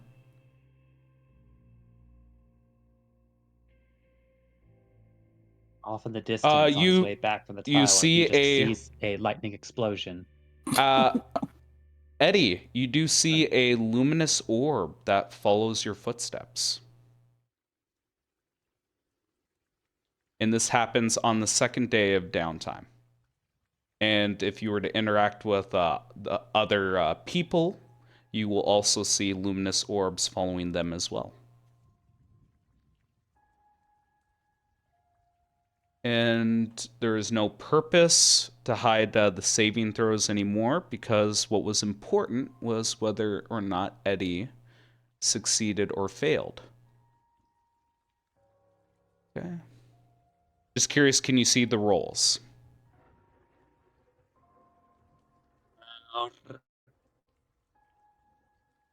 Because if not, I can quickly list them off. I just want to make sure that everyone's aware of the rolls that they got.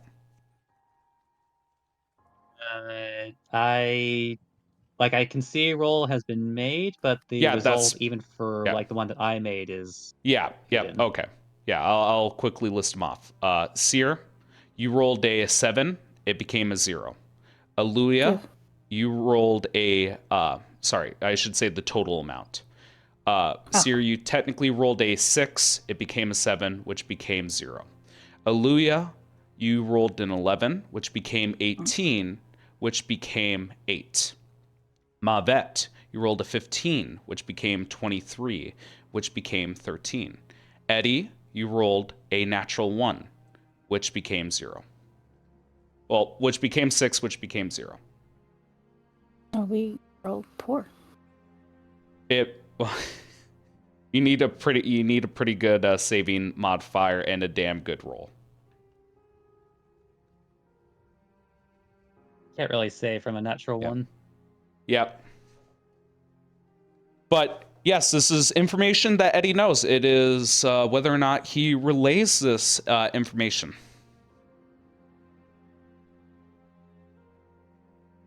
Actually, how long? Was it just like for that 10-minute duration, or? Let me see. Double checking. Yes. I say that 10-minute duration, Yeah. but I mean, I'm not pretending to not know what this Yeah, spell you is. know exactly what it is, buddy. There's no need to like jump around the hoops with metagaming or whatnot. You guys have been aware since session 1 that this could eventually happen, and it's happening. Yes, it lasts for 10 minutes. And we're going to say that's recurrent. The frequency is if you guys fail, it is, well, just period. It just happens once a day. Now, towards the time that it happens, that's up in the air.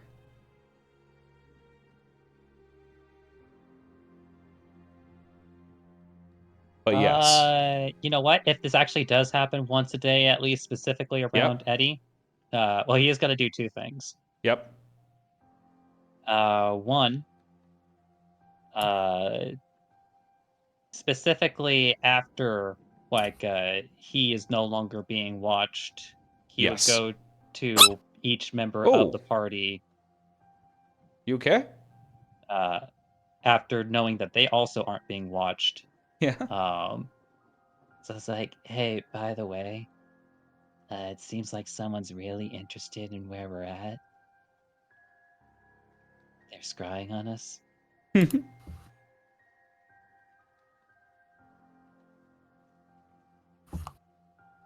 That's something to think about and be careful about some of the things we Um, say and do. Yeah, and if I may, Eddie, it seems like this happens simultaneously, as if the yeah, I'm gonna say it what it is. Obviously, we're all on the same page here. The scrying seems to happen all at the same time. It is not one at a time. Okay. Yep, just to specify Although, that. Yep. although in which case, like the second thing I'm gonna do after the first time, Yes. since really he's not really using it for much of anything else. It's like whenever the scry does appear around him, Yep. he's gonna go into his room. Okay, I like that. That's good. Oh, okay. Yep. Remind me what the specifics of your bedroom is? It like I assume that's a different plane of existence? Yeah, you could essentially treat it as like a similar to it's like it's basically an extra dimensional space similar to like the one created by like Yep, extra like those dimensional magic items space. that create Yep. spaces. Yep. Yeah, You are so absolutely basically the correct. spell automatically ends Yep. because he's now in a different plane. That is correct.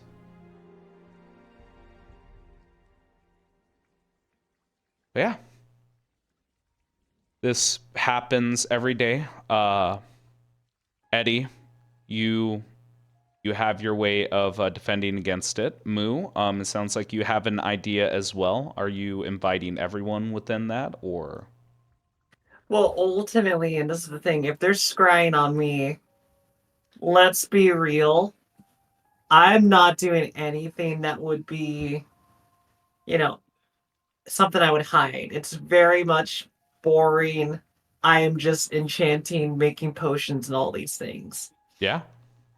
Like, that's the key thing. It's like, it's very much like, if there's scry on me, it's not like I'm doing anything major at the points. The only maybe major thing would be the alchemy book that I haven't read yet. But the reason Yep. why, is because that book, I don't think you can just read in 10 minutes. No. And if that's a project, we're going to be going through it. Right. So basically, I have a lot of projects, and not all the projects, if someone's going to scry on me, is going to be entertaining for them. They're not going to get much out of me. All right. So are you going to be using the rope trick anytime this happens, or? Yeah, very much so. Like, if I wanted to do, Everyone. I can make corpse brew. I can make a lot of things. Yeah. Well, I'm just curious. Are you inviting everyone? Do you guys have a plan to meet up, or at least stick together to do the rope trick, or is this just strictly for yourself?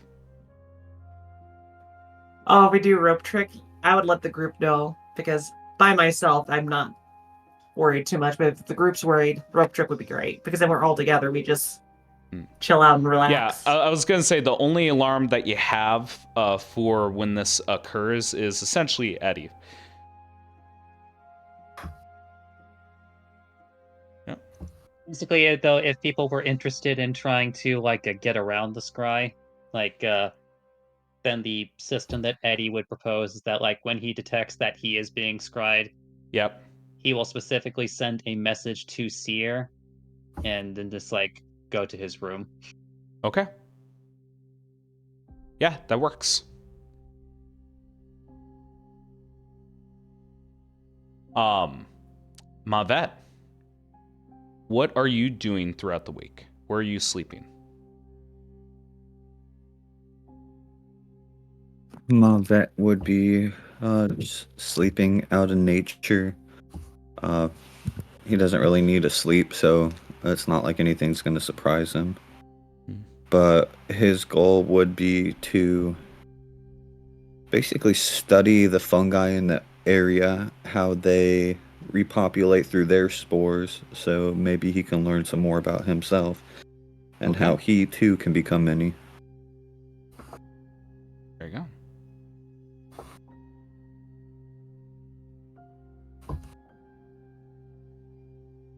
Just double checking my things to make sure that I'm not going to show you guys anything I don't want to show you. Okay.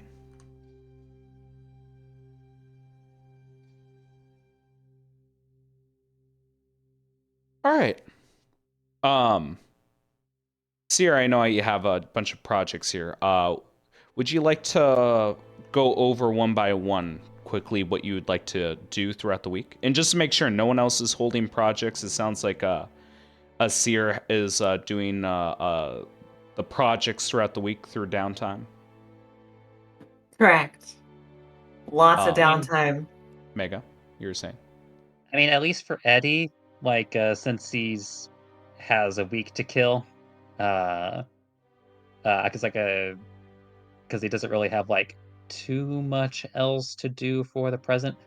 I think he's going to be spending a lot of that time, to the best of his ability anyway, accumulating and piling two what I'm going to call separate piles of things. Okay. Because like since they now have like the time, like Eddie's just going to kind of like going around just seeing if there's like anything in particular that they might have missed while they were going through this keep. Okay. Like exploring, and Yep. at the same time probably start compiling some of the stuff that looks like research that the party maybe wouldn't like to see being done by anybody else, Mm. since that was a concern that was raised last session. Okay. Like, yeah, so one pile's just like, it's like, huh, this looks useful. You're gonna put it in this pile. It's like, oh, this looks like it needs to be burned later. We're gonna put it in this pile.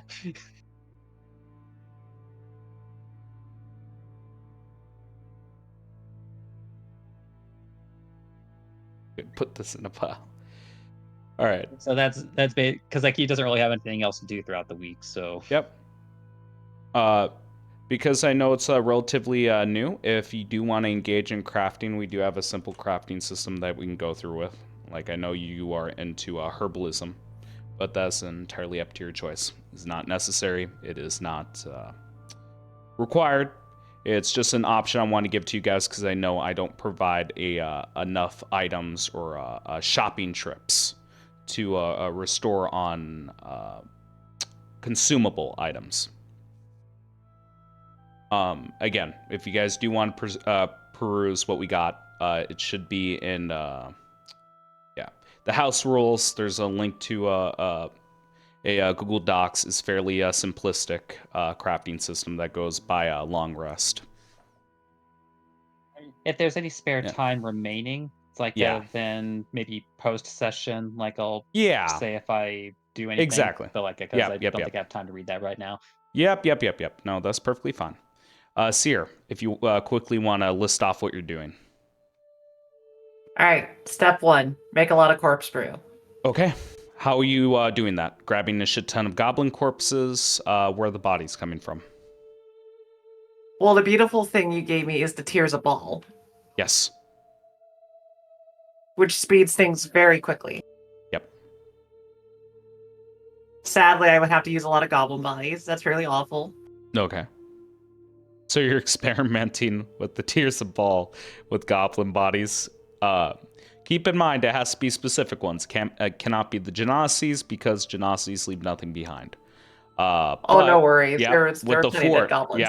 Yeah, with the fort Keppa, like where you guys absolutely demolished a shit ton of regular goblins. You have them in excess. Tell me, what are you trying to achieve here?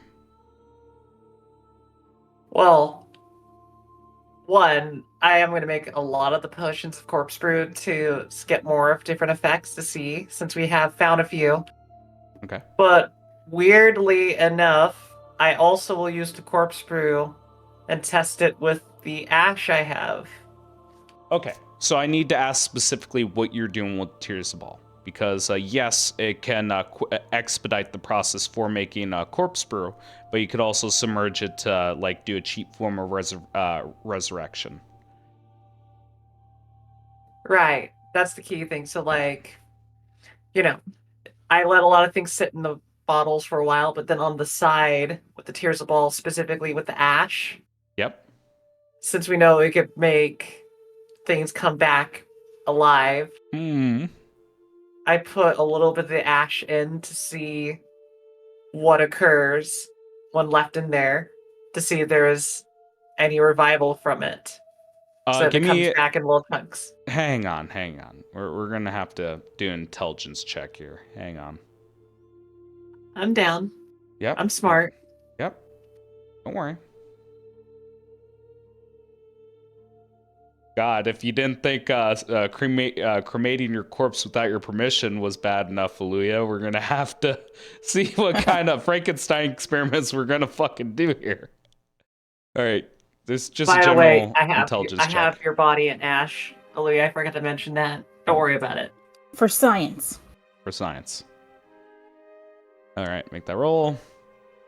Oh my Ooh, lord. that's not a good roll. I'll do a flash of genius then. Make it a How much? 15. 15. Plus You 6. you Yeah. are aware that you would be wasting the ash if you did it incrementally. What needs to be done is if you want to have a result, you would need a complete and, most importantly, intact corpse. Fair. I think Mhm. that's understandable. Yep. Then ultimately, oh, I don't want to like just use the tears of balls and be like, I'm just gonna revive a goblin randomly. You could. Like, it takes about a week. You can ferment like a couple goblins in there. Yeah, but then we might have to just kill them. Yep. But I mean, before I do that, I'd probably ask Eddie, want me to try this to see how effective it works, and we find out the repercussions of what would happen if we use it. Wait, like, explain to me again what that does. It makes it so that I can brew those bottles of really powerful, potent potions really quickly. Or if we leave something in it for a while, revive it. Now, we have a whole barrel. We could put a whole goblin in there and see what the side effects would be.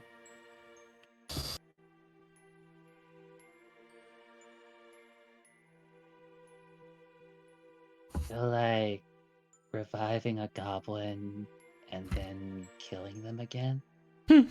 I mean, we don't have to kill them if they're nice, but probably. I'm not gonna lie. I just know for a fact that if we died and I try to use this on you, if you died, you probably wouldn't be happy if you were, I don't know, a hairless otter.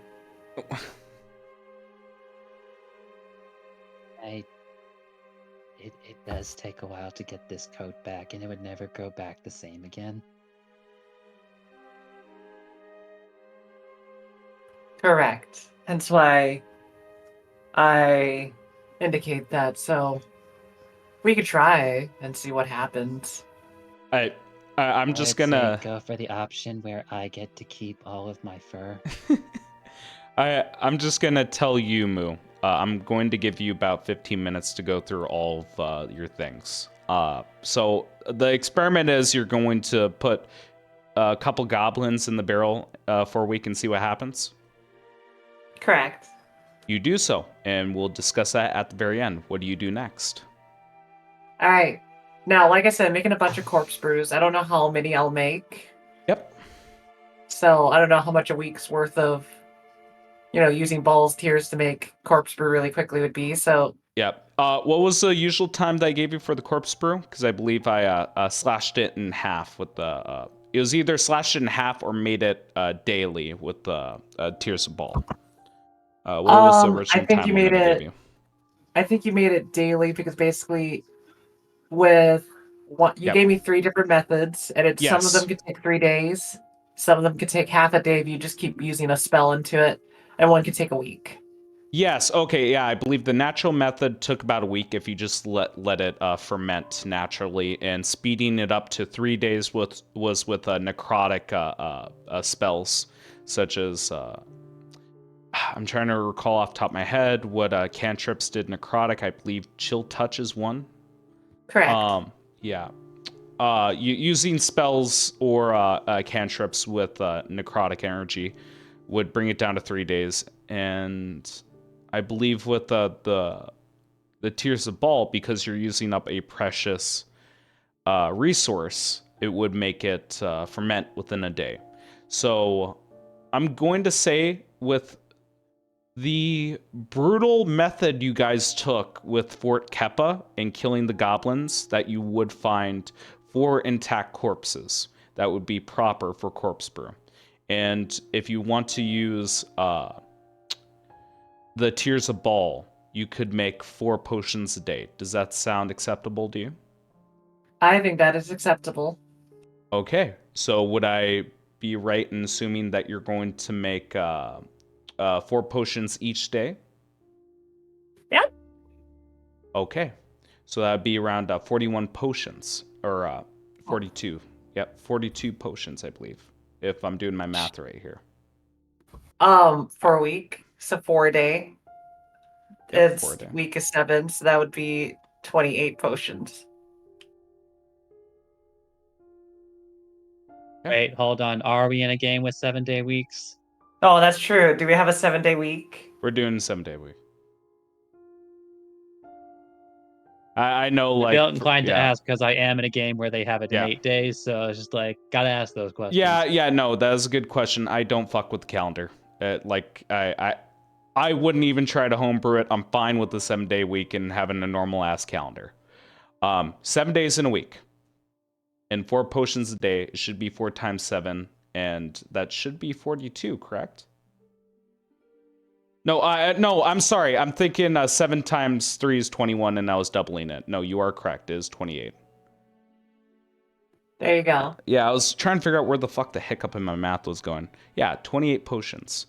Now, if you would, I'm going to pull up the table, and you're going to make a huge fucking roll for me. Oh my god. Yep. All right, guys, let's get ready. Hang on, let me get the damn... because it's way You're deep in my good. notes. Yeah, it's way deep in my notes. There it is. Found it quickly. Yes, it is a 1d20. All right. Roll me 14d20, and we'll go over each one. 14d20. All right, let's do it. 14d20.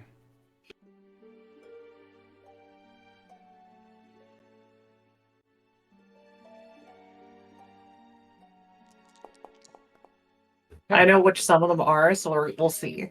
Yeah, if you Oh, don't yeah. mind, we'll start off with the first 3. And I'm going to be going quick, so please follow along here. Try to write them down.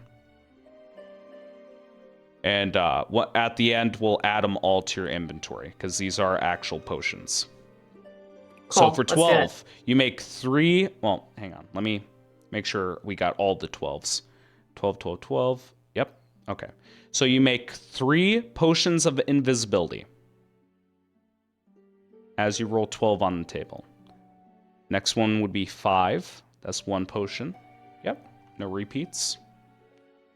For 5, you make a potion of fire breathing.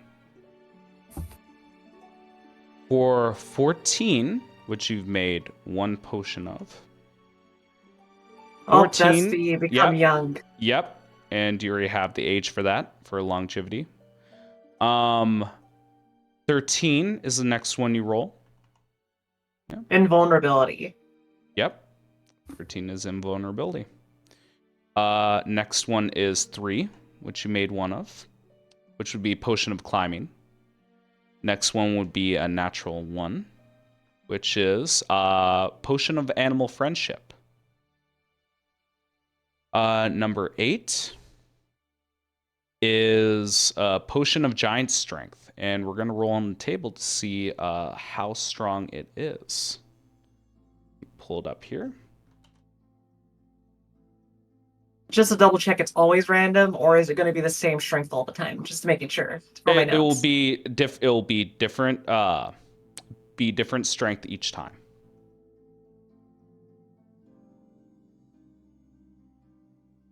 Bitch, I don't have the roll table offhand, and I was hoping it'd be super useful that way. Can someone remind me how many different... No, I think it should be on there. Giant strength. Okay. To see if there's a table for it that I can quickly pull up. I'm not going to spend too much time on it if I struggle.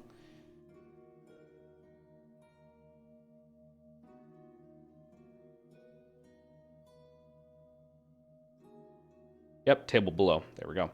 That's 2, 4, 6. Roll me 1d6. 6 being the strongest, 1 being the weakest.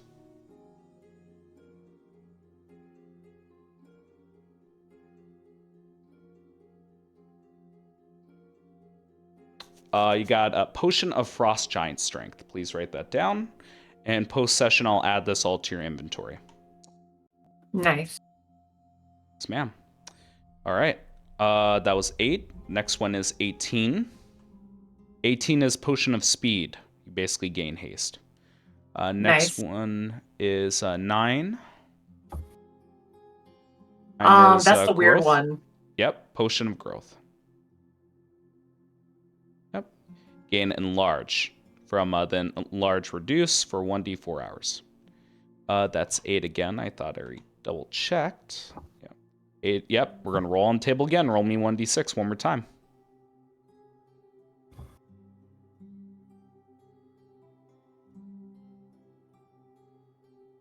Oh, you lucky bitch. You get a Potion of Storm Giant Strength. And just as a reminder, that changes your strength to 29. Wicked. Yep. All right, let's look at the next one. Next one is 10. 10 is Potion of Healing. We're going to roll on the table to see how strong the Potion of Healing is. I believe it's also 1d6, but don't roll yet. Double check the table. 1d4, please. Roll me a 1d4, 1 being the weakest, 4 being the strongest.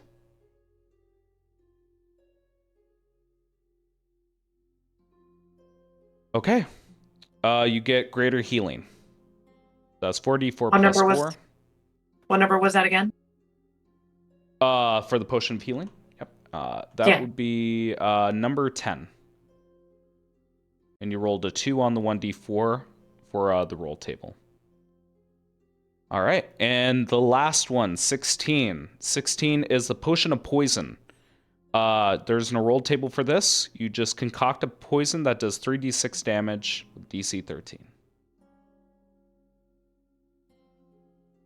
Yep, and essentially each successful save reduces the poison by 1d6. Oh, damn. So it's Yep. continuous. Oh, shit. Yep. I was going to be like, oh, that's sad. It's not a great ability until I was like, wait, that doesn't stop killing the person. Yep. It's the Potion of Poison. All right. I just need to get lucky next time to roll a 6, 7, 11, 15, 19, 20, and then I have all the potions. Yep. Keep in mind this again, none of this is homebrew. These are all like SRD potions. The Potion of Poison is as it is for the item description. And you could convince someone that this is a potion of healing to subtly kill them.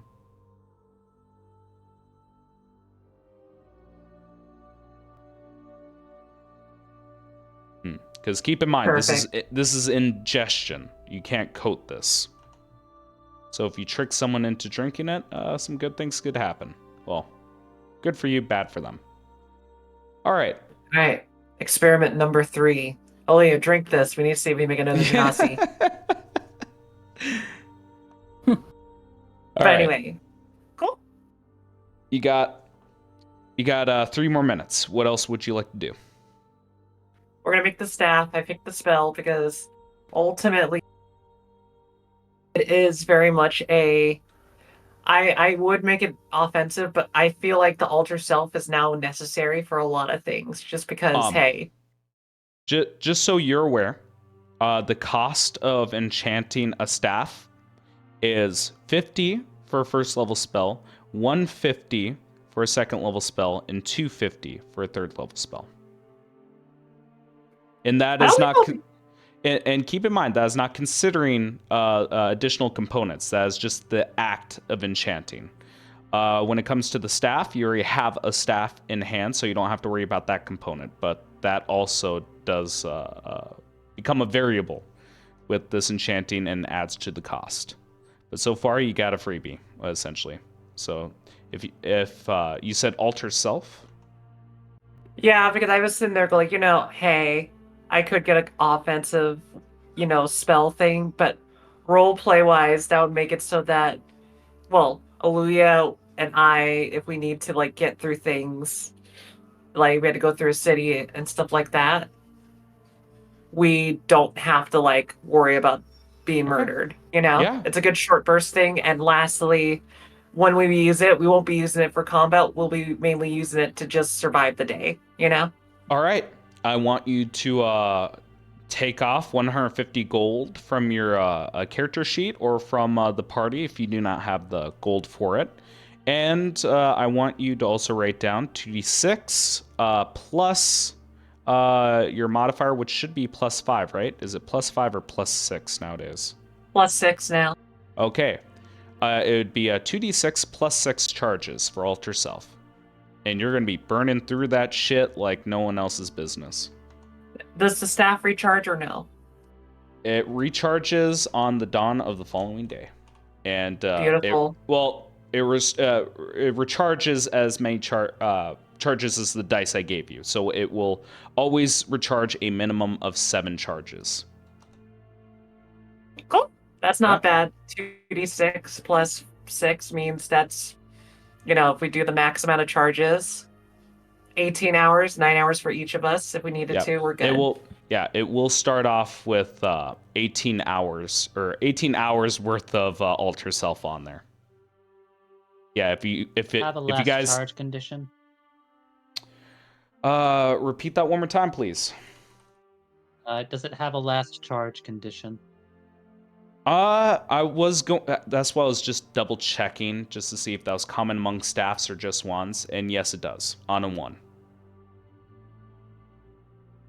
Just so you're aware, if you expend the last charge, roll 1d. You roll a d20 on a 1. The staff crumbles to dust. Keep that in mind. But thankfully, you have a easy way of getting the staff again if that were to occur.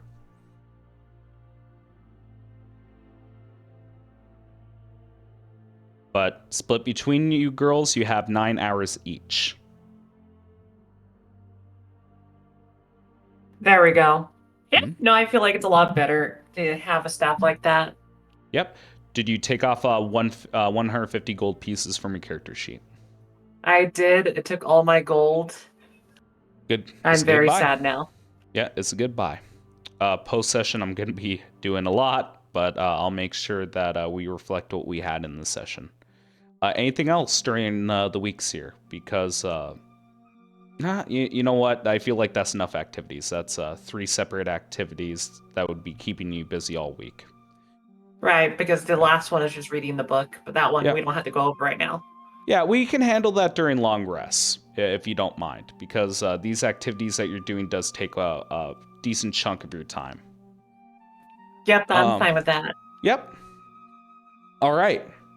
So where would I imagine you guys, well, I should say, where would you guys be on the final day of the week? Imagine this as a de-stressor. You guys have been through a lot has happened between Shayam and everything in this dungeon. You don't feel the time limit, but again, there's just that lingering, crawling sensation on the back of your spine, that shiver, that something is wrong. You guys rested, you did what you had to do throughout the week. You guys gather up. Where do you guys gather?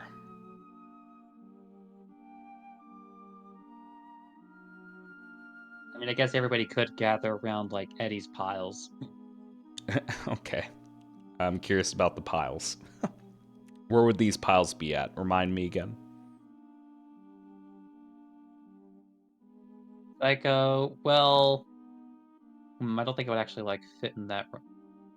I think he would start making that pile actually in that master bedroom, not too far off from like where Owen is. Okay, I like it. But yeah, it's like I said, like one pile just like like full of possibly like useful stuff. It's like that they may have like just either missed or like left for the time being because they were too busy actually getting through the dungeon. And then another pile is like full of research stuff that probably seems too dangerous to let other people know about. Oh yeah. Yeah, we can definitely say that you grabbed a fair amount of books from the a few books from the archive. The archive itself, not many dangerous books, but the personal archive On where account you of the fact met that most of the archive has been destroyed. from a lot of the burnt books. The point I was going to get to is there wasn't a lot of dangerous reading material in the archive, but the personal a little study that he had on the southeast of the map where he met the succubus. Over there, there's a lot of personal research that a lot of people should not be reading.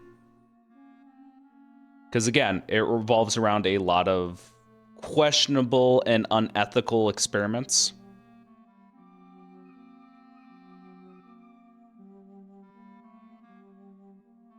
But yes, you guys are in the master bedroom.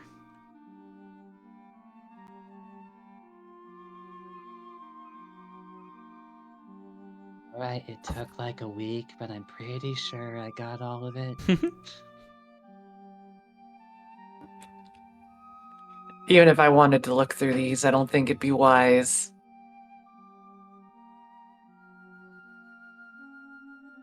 Then, Addie, would you like to do the honors or should I?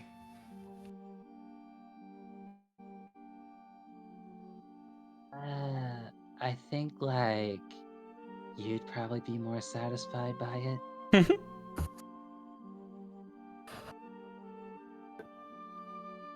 I think no matter who does it though, it's not gonna be clean. Regardless, then. Seer doesn't light a fire, she just simply walks into the pile and just waits. Okay, and you're burning Till all the eventually, books.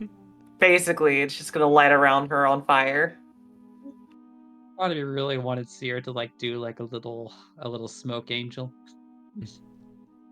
Cute! Yep. No, but basically Seer sits in it and kind of like just lets it burn as well. Ultimately, as like Olivia has their problems with like electrocuting people, this is what Seer's thing is for Olivia to see, where it's very much like Seer can very much light things on fire just by literally sitting in it, and it just burns. Mm. All right. The books begin to burn. How are you guys getting fresh air? Because this is a poorly ventilated dungeon.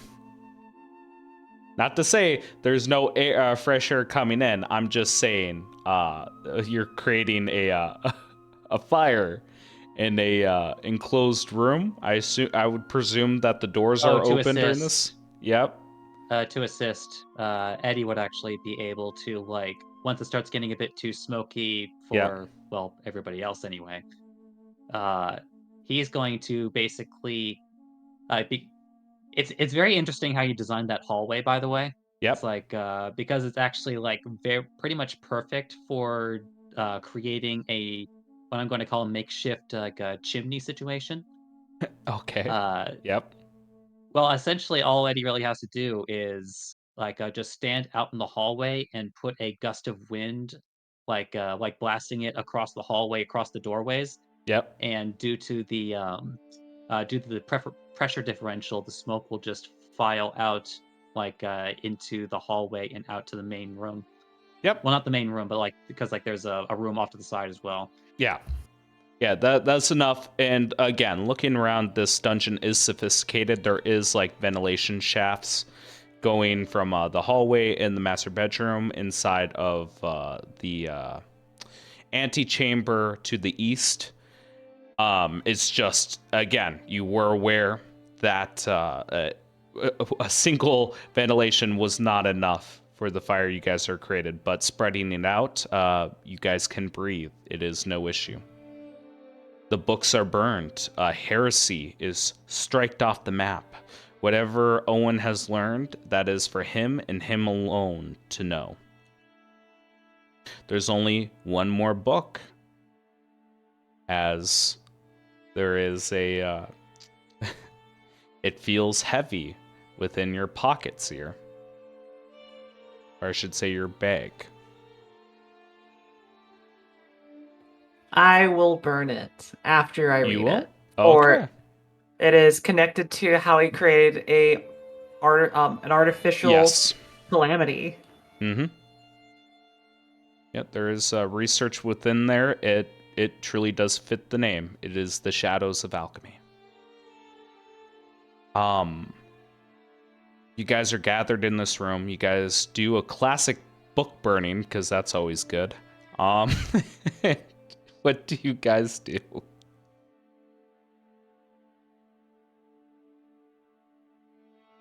I don't think we've done our daily check on Owen yet.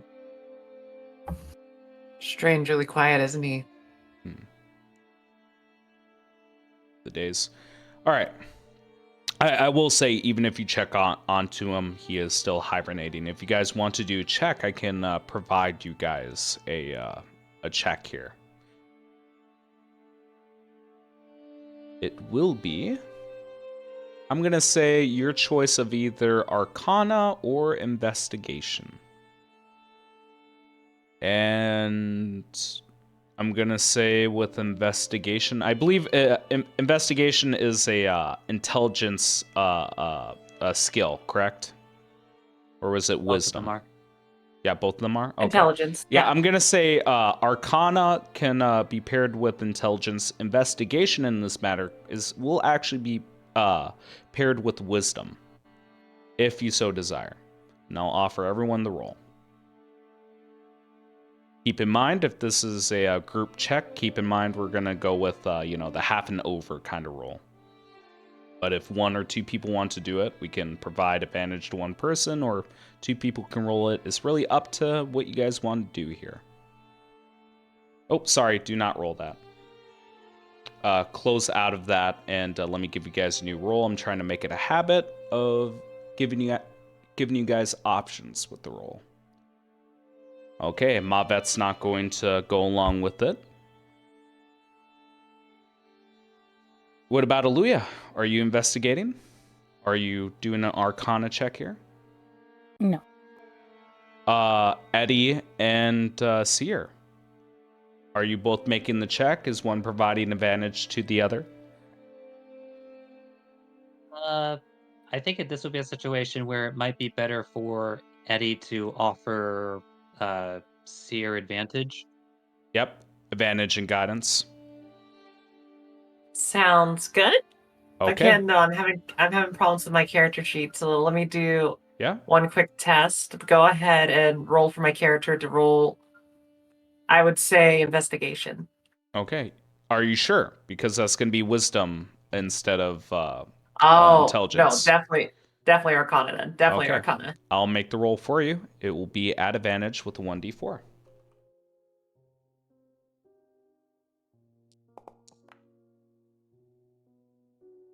Still 16 though. Flash of Genius. Indeed. Okay. That's a 22. Yep, this is a new day, so the current resource spent that you have, 5 out of 6, should still work, I believe.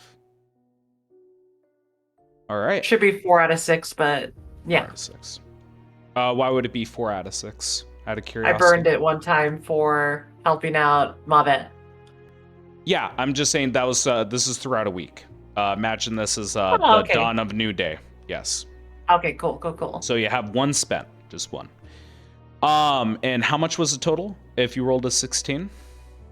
22. 22.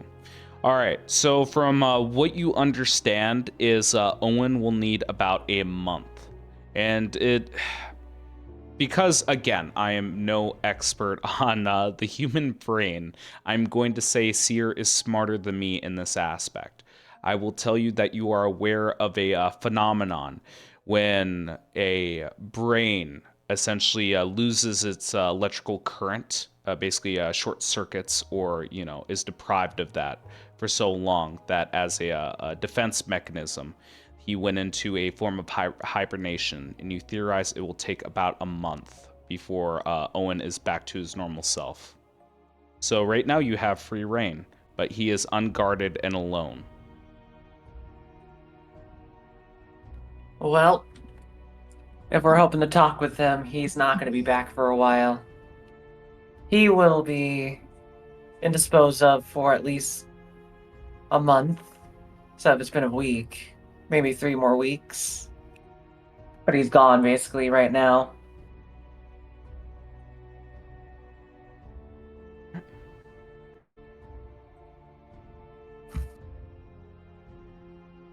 Well, I guess, you weren't too much in a hurry. No. But we do have a clock ticking then.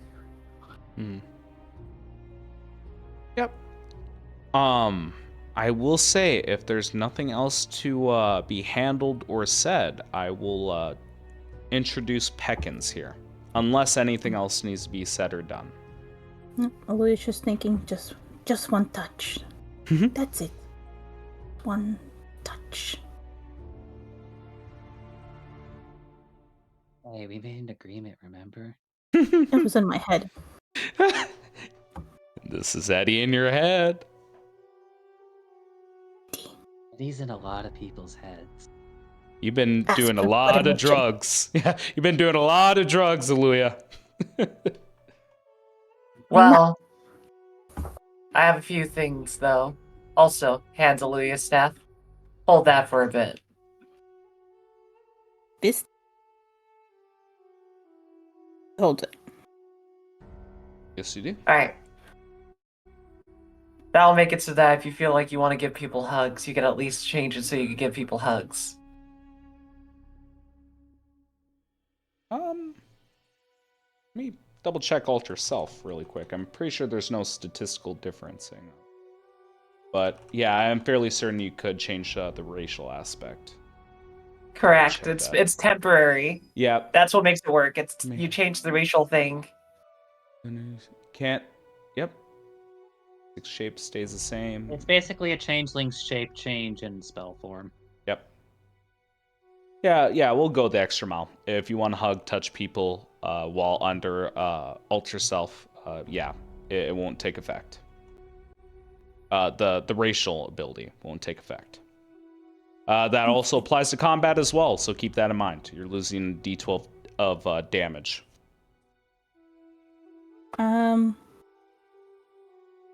She's gonna hand the staff back to Seer. Mm-hmm. I guess good to know, but I will figure out a way, aside from that, to deal with my issue. Well, now you know it exists, so just whatever. But for now, we are in a situation where we could either wait and let them know, or we do something else for the time being.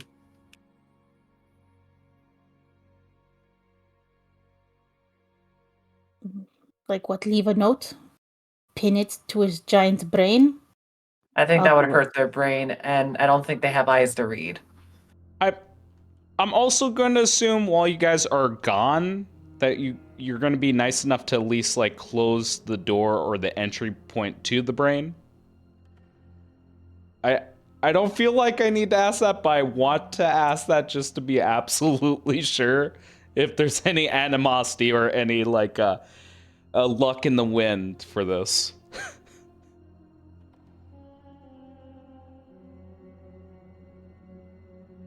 I mean, I'm nice Eddie enough to would close be the door. nice. Gonna be nice closing the door. All right, we're gonna close the door. So, I mean, honestly, then, Eddie, if we even left and no one figured out we completed their goal, I think the tree lady would resolve the problems. Correct? Or do you think we need to converse with them?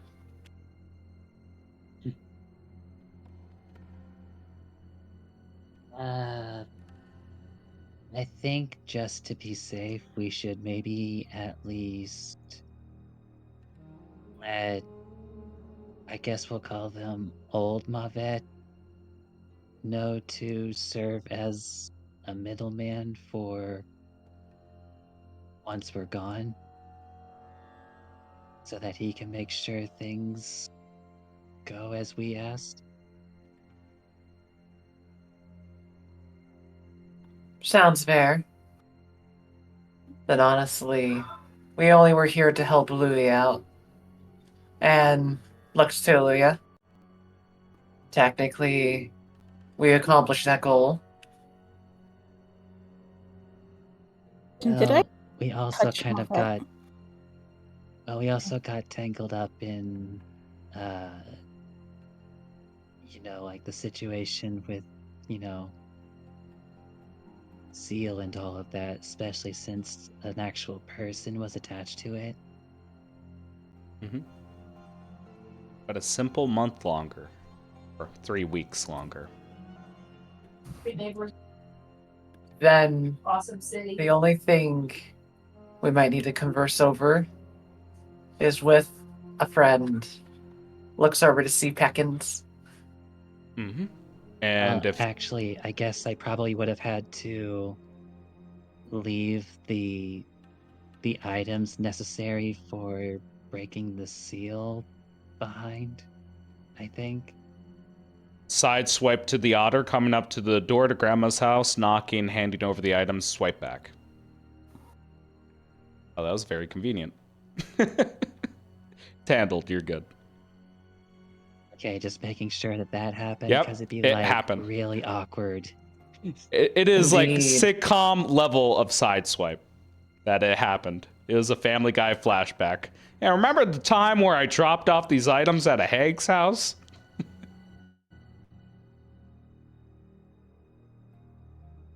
But I'm sorry, but to lean into the segue, but also to quickly go over Aluya's question. Aluya, did you touch Mavet at any point? What? Yeah, I mean, Mavet's like smoke and tree. Is that? Yes. Did you touch him at any time? Did you say you were going to touch him? Well, I, at some point, thinking that I would have tried to touch Mavet if he is willing. Do you allow it, Mavet? I wouldn't think anything of her just randomly trying to touch me. Touch your wood. Okay. What I want you to do, Mavet, is make me a saving throw. I will offer it to you. No. Oh yeah, I specified that it's any living creature, and he is technically living. And I'll offer it Even to though I you. died. Mavet. I won't hesitate to kill you again. Don't fucking test me. All right, make that roll. And what's your saving throw one more time? It is 8 plus 17. 17. You made it Thank 17. you. Yep, because it was off your charisma. Suddenly, Mavet lights on fire. Yeah, you think it worked? Yeah, it doesn't work on him because he felt no electricity. Doesn't work on Mavet. Thanks for the pat, Aluya. He smiles brightly at you. Okay. Anyways, like the earlier sitcom, Seer just mentioning Peckins, and you hear down the hallway, dumb bird, dumb bird, and he eventually walks in and gives everyone a wave. Might even say, how is everyone today? I think the better question is, how are you doing today? Is something alright? Or not right? Cocks his head towards each person in the party, eyes going between each person, and finally landing on Seer.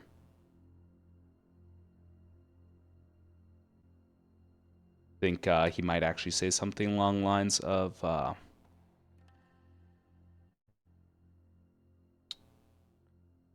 there are ruins to the south, and I expect to see not only you, but Jean there as well.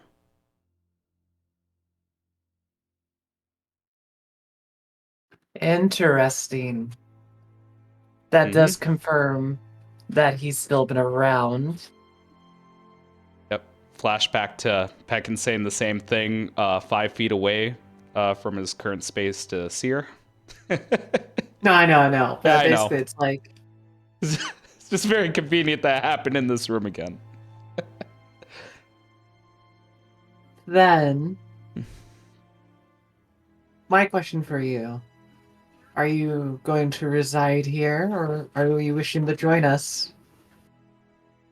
Your job is to investigate the ruins and to make sure that nothing happens. We don't want any extra variables. Everything's set in motion already. Fair enough, then. Shouldn't be too hard to investigate. Yep, you get the impression that he is meant to be a caretaker of sorts or a bodyguard for these so-called ruins.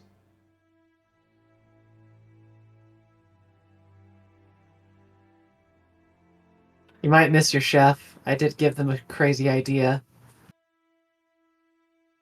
What the hell were you thinking? What am I supposed to eat now? Find something else for me to eat, you dumb bird. I can offer candles and thoughts. That won't do it all.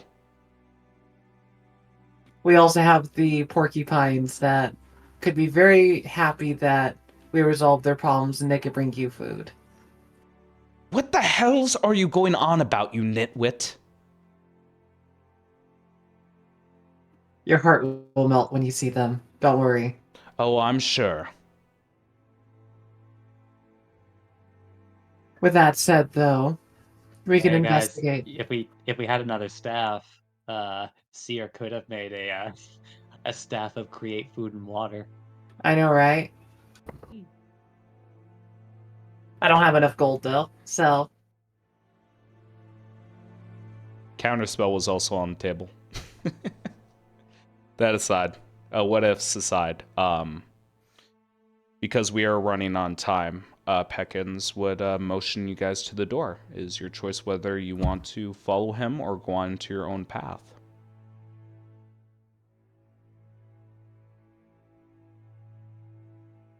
Pretty sure the path that he was on is probably a safe one. I like that one.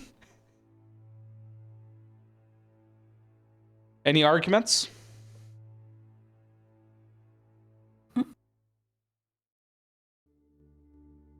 None. Half day will pass. Over, I believe it was either half day's journey or full day's journey. Consistency aside, we're going to go with a half day. 10.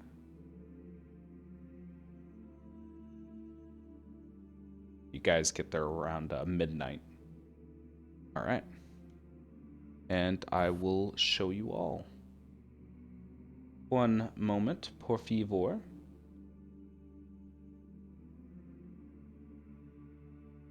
And I will show you the ruins. But I should ask along the way if there was any small chatter. Eddie, Yeah? this is going to be one of the rare moments where, after we resolve this, I might do this thing that I haven't done with you in a while. You've done it a lot with Aluya. You've done it with a random person stuck in a dinosaur head. But I think there'll be a moment where I need you to hotbox with me. Hotbox you. I mean, you're already pretty hot yourself, so that's like half the work. I mean, they get stuck, go like, is that a joke? I am hot. Fair enough. Anyhow, we basically go like, I mean, that defeats the point. I acquire your services because it seems as if you are able to delve in one's mind deeper than they can delve in their own, correct?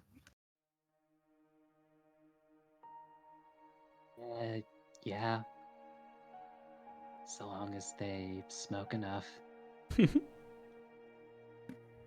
Well, with the revival of Aluya and them retaining their memories, especially when I slayed their former selves, it confirmed that what happened to me in the past shows that the memories I have are not false or unreal, something to ignore.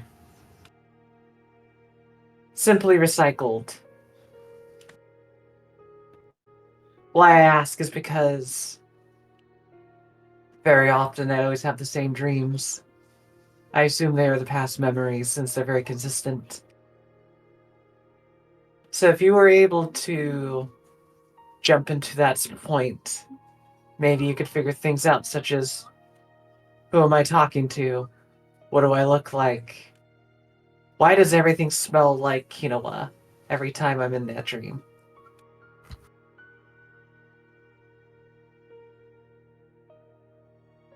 Maybe your previous life you were Peruvian. Who knows? But regardless, there's a lot of smells, but I don't know exactly.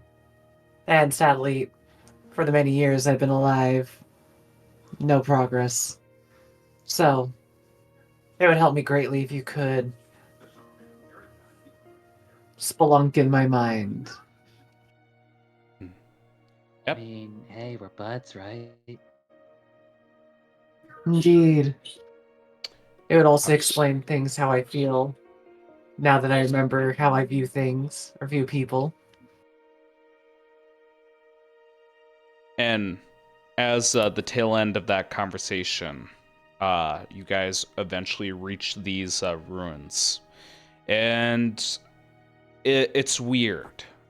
It seems to be marble architecture. But what's strange is it seems almost clockwork in nature. It's a weird mishmash with like a not even using metal. It's marble and clockwork. That seems to be architecture that's dilapidated and in ruins.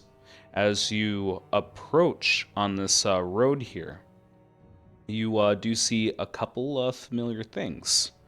Firstly, to the south, you see a good old two goblins, one red, one blue, warming their hands over a fire and cooking up a freshly caught pig with some free range chickens pecking on the ground. To the far south, you see a small lake, perhaps a pond, with two gigantic statues that raise up about 45 feet into the air and that are, I'd say, a good 25, 30 feet in width. One has open palms, asking, begging, while the other holds an open bowl and is cloaked in robes. And finally, to the north, you see an unoccupied black carriage. But directly to your east, you see Peckins and a little porcupine guy. And porcupine guy is like nibbling on like an apple, sitting on a piece of rubble, then gives you a wave as he sees you, nearly falling over.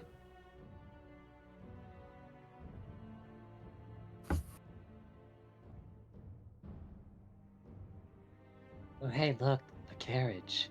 I'm gonna reset my map because I don't see any of that. Mm-hmm. Does everyone else see the map? Yeah. Okay. Make sure. Yep. Just play a little bit of theater of the mind here.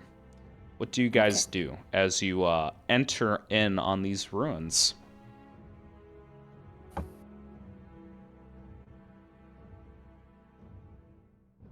I would like to sell my wares You to do Mr. so. Blue. Yep, you do so.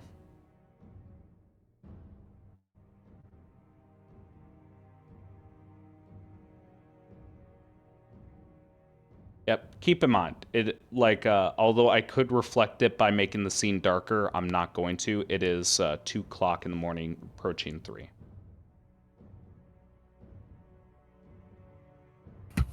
And Mavet begins to stomp off, seeing a familiar goblin. What does the rest of the party do?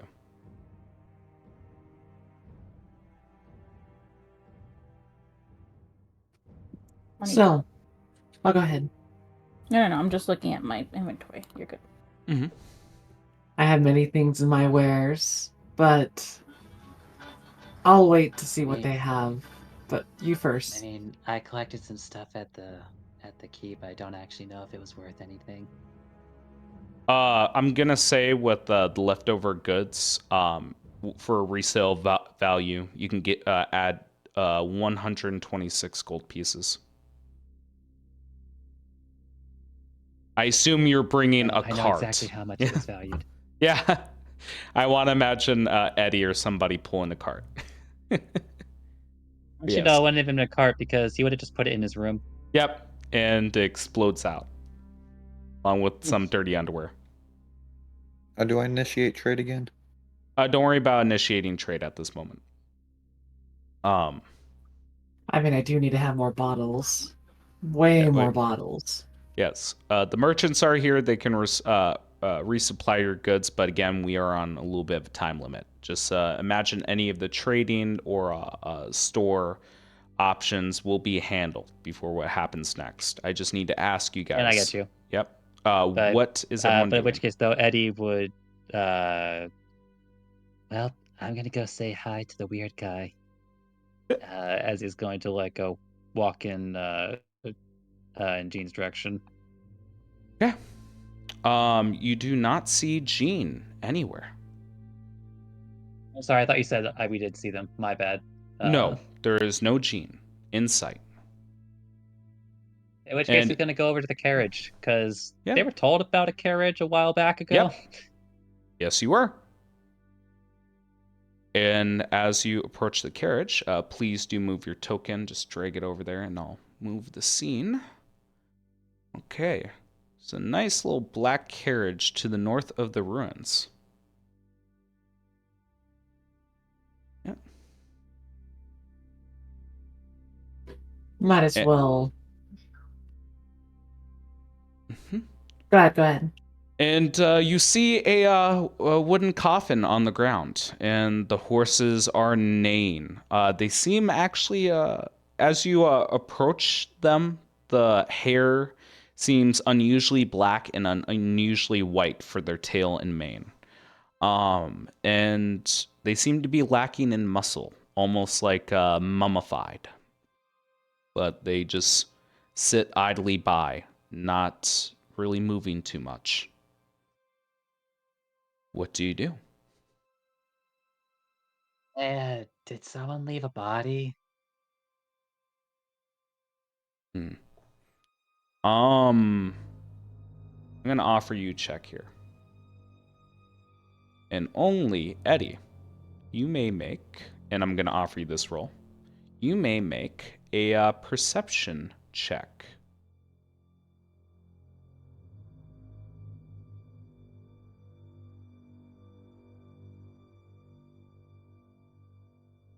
I think he would guidance it just because he's Yep. actively trying to listen for somebody. Yep. Okay, with a 10. Just a 10. Yeah, with the 10 on the wind, you do hear fawns.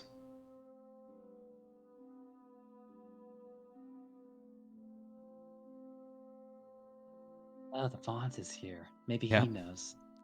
But I will offer you one more check. This is for something completely different because I assume you're just investigating like any activity, presence of people who are here. I will That's like offer there's you a carriage here, so Yeah. like somebody should have. investigation. Yeah, investigation.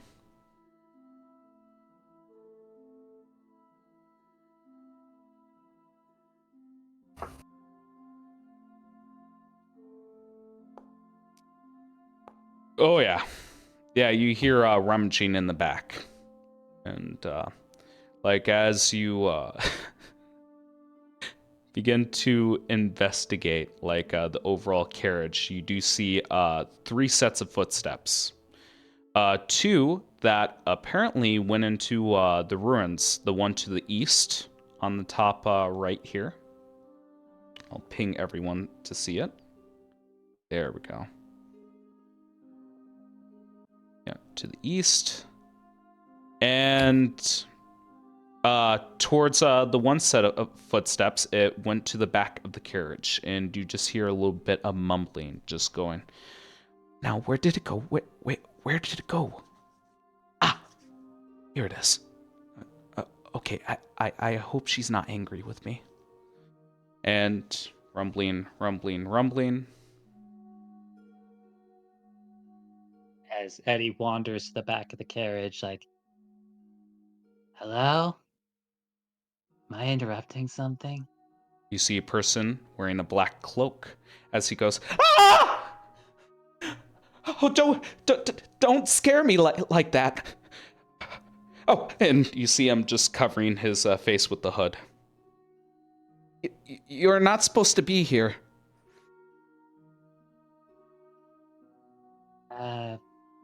I think I kind of am, though. I was kind of invited.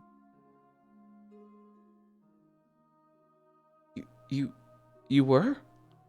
She, she didn't tell me that we got anyone else, but... And he thinks about it for a second. Okay. Well, if you're here and you're supposed to be here, then I guess we're friends?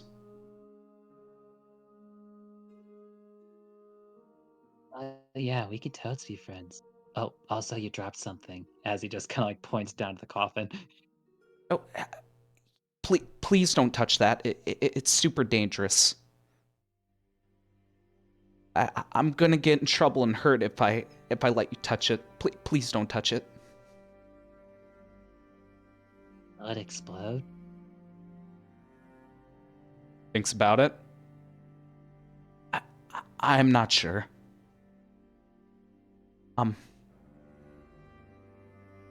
And he cautiously comes out. And I do need to correct myself. There were 4 sets of footprints. I do apologize. But again, it remains the same. 1 went to the carriage, 3 went to the ruins to the east. The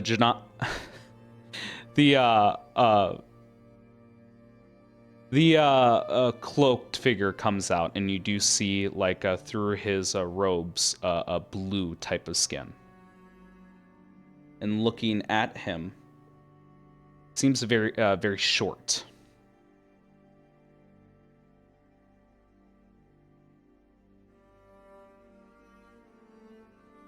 So then, I guess, like, everybody else went ahead into the ruins?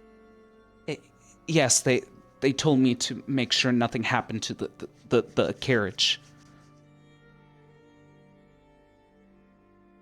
Oh, okay. Oh, sorry, I forgot.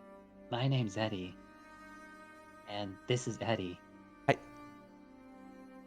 And he's a bit cautious, and he just goes, "You're not like the rest of them, are you? You're not racist, right?"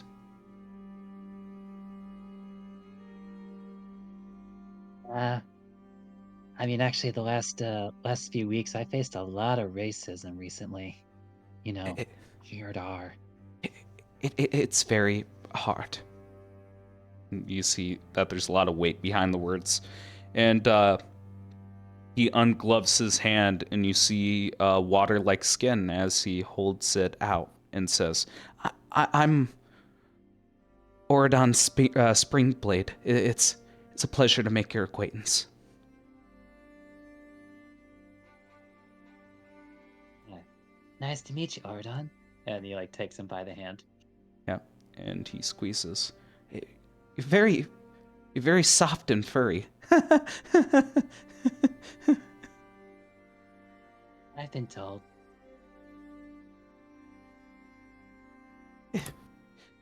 If that's the case,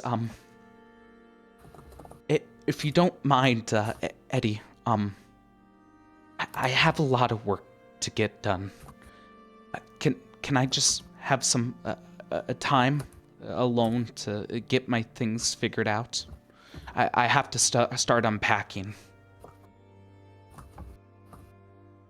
Oh, no worries, bruh. Thank you.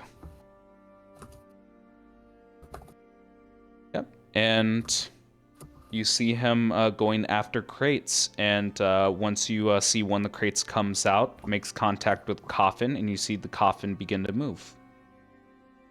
Just a little bit.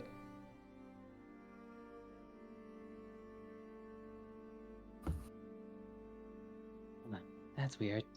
Do you go back to the party? Yep, he said he would give Ordon some privacy, so he walks back over to the party. Okay. Hey, We are. guys. Look- Go ahead. Go ahead. Hey guys, looks like they already went into the ruins ahead of us. Oh, how'd you figure that out? I talked to this really nice dude over by a carriage, but don't talk to him. He's a bit busy right now. I could see that you are very kind on listening to what people want you to do. But I do agree, we do the shouldn't same, right? Agreed. Plus, I don't want to set off a hornet's nest. It does confirm a lot of things, though, so that means... Well, was there anything suspicious about them? I guess I can tell you, but it looks like they might be the opposite of you.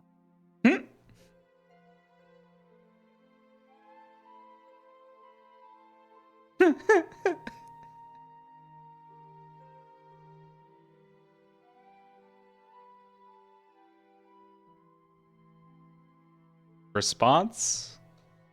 My brain turned off there one more time. Yeah. Sorry. He's the opposite of you. Well, first off, Aaliyah, don't go near them. Why not? Probably because your chemistry would be way too high.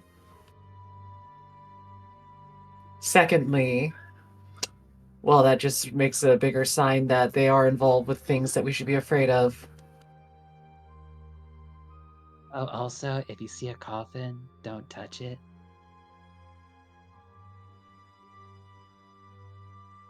Going to break that too? Well, he wasn't sure if it would explode or not, so I think just to be on the safe side. I mean, I don't think we want it to explode. So, I mean, I can handle explosion. I don't know about the other two. But anyway. Then, maybe I'll do some looking about then. See if there's any signs or indications similar to what you found.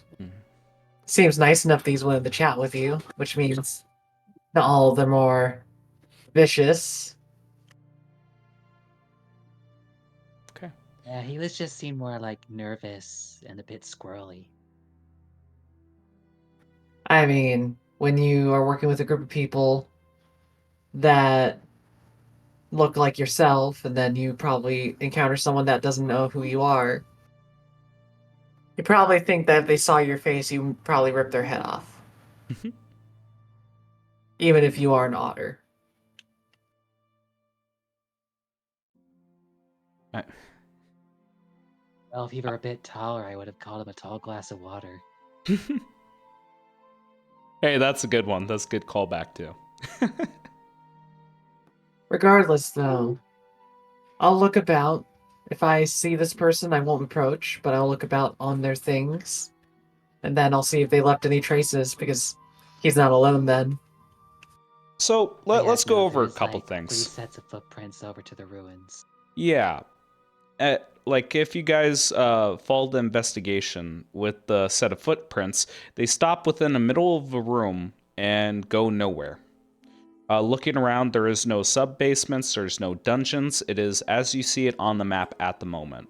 He informed you that they went to the ruins. They went to the ruins, and the footsteps disappeared. As if they vanished into thin air. Are there any signs of arcanic runes?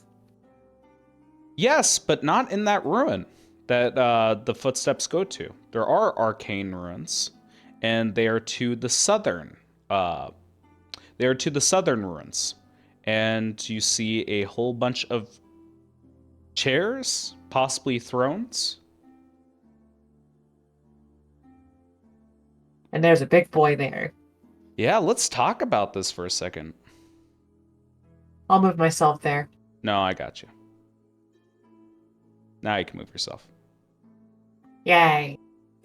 All right. As you all begin to come closer to the southern ruins, something shocking is there. You see I don't want to say desecrated, but the hollow corpse of a genasi. Specifically, the firebird, the necromancer, the phoenix. He is just sitting on the chair, his head in a lull, but his body seems somewhat transparent. I wonder if they split.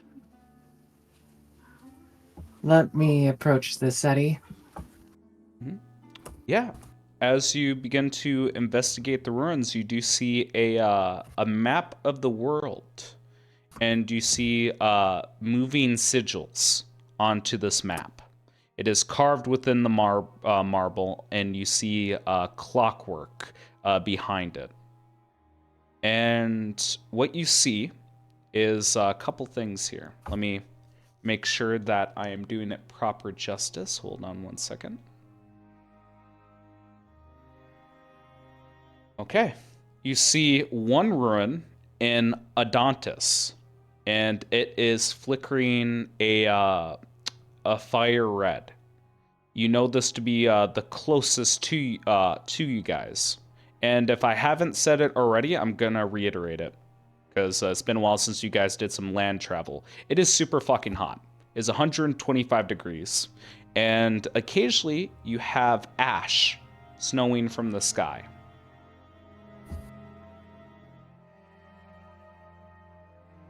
Let's see. The next one you see is flickering. It is to the north and south in both oceans. And you see this as a locus. Locus encompasses both of the oceans, the Titan Sea and the Ink Sea. Essentially, it's ruled by one kingdom of Triton. The next one that you see is in Thubaran. You know this to be the land of the Yanti, and deep within the desert. It glows a faint brown. And I feel like your hand lingers at this last one. You see a flickering ruin in the land of the giants, Ergelmere. And just to the north of the bright white ruin that is flickering, you see a tiny red ruin. You don't know what these ruins stand for, what they are, but you feel with that tiny red ruin to the north of the blinking white one that it feels homey.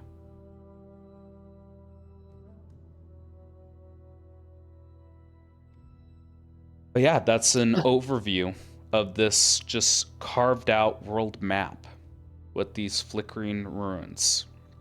And you see with all the chairs, there is an assortment of ruins that match the ones on this world map. And each one is carved within the chair. But weirdly enough, you see the carving slightly turn and twist mechanically onto within the chair itself, much like a Rubik's Cube.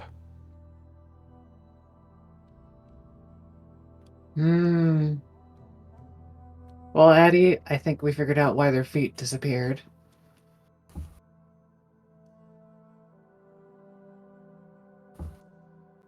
Oh, you gotta watch that first step. It's a bit of a doozy. Mm-hmm. So this is the map of the world. You can see here the sea that you are from. Little indicators of where other people are. I don't know what the runes say, but it seems strangely accurate.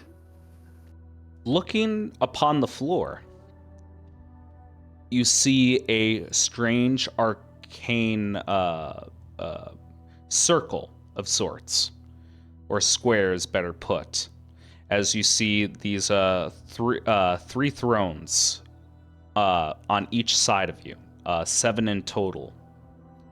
1 directly in front, 3 on each side. Beneath it is, I wouldn't say chalk, but again, more carving.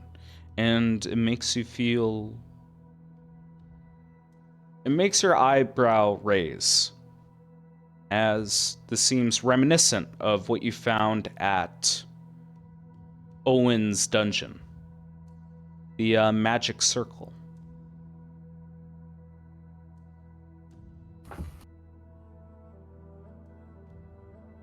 Interesting. Addie, I think we found a spot we might need to test a bit around. Although, before we test it, I do need to sate one curiosity for our own safety. Before I go into great detail to like what's going on, I have to check the body. You check the body, and it is like you're phasing through a ghost. It seems like he is there only in spirit. If you so wished, you could sit in the chair where he is sitting.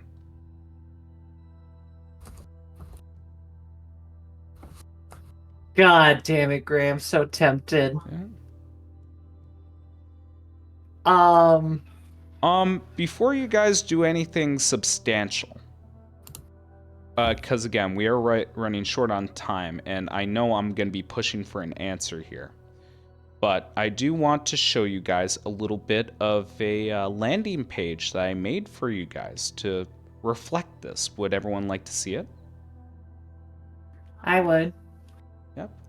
Bobette left, but you could show those two later. That's perfectly fine. And if I have to get an answer from the party later, I will. But I want to show you guys what's happening here.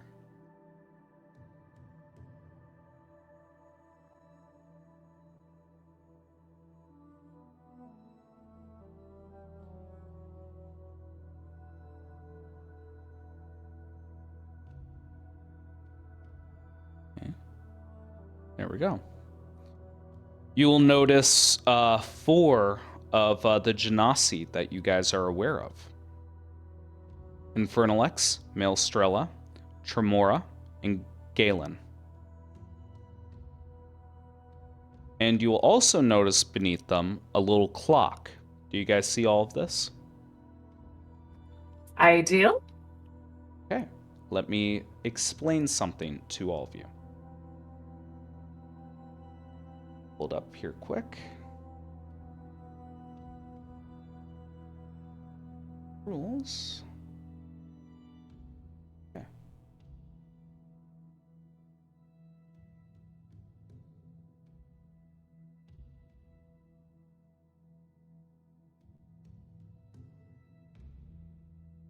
Sorry. Really shouldn't have fucking buried it. I have a succinct explanation of what's going on, so I didn't fuck anything up.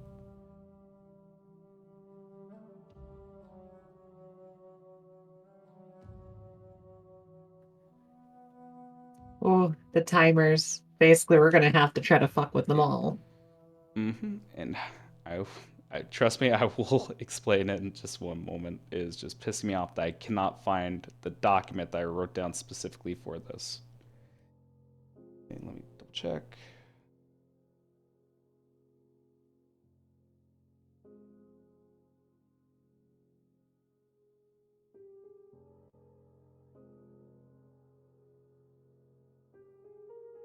Hold on. Okay. There it is. The most inconvenient spot. All right. So let me explain the clocks. I'm going to be explaining a few rules here. In our game, we have clocks for each general. In the game, there are 4 generals, and each general is accompanied by a lieutenant. Each general possesses an 8-segment widget clock. Now, for the clock filling, the widget clock fills up in the following ways. If a general has a lieutenant, the clock fills by 2 segments. If a general has no lieutenant, the clock fills by 1 segment. Let me tell you about the clock progression.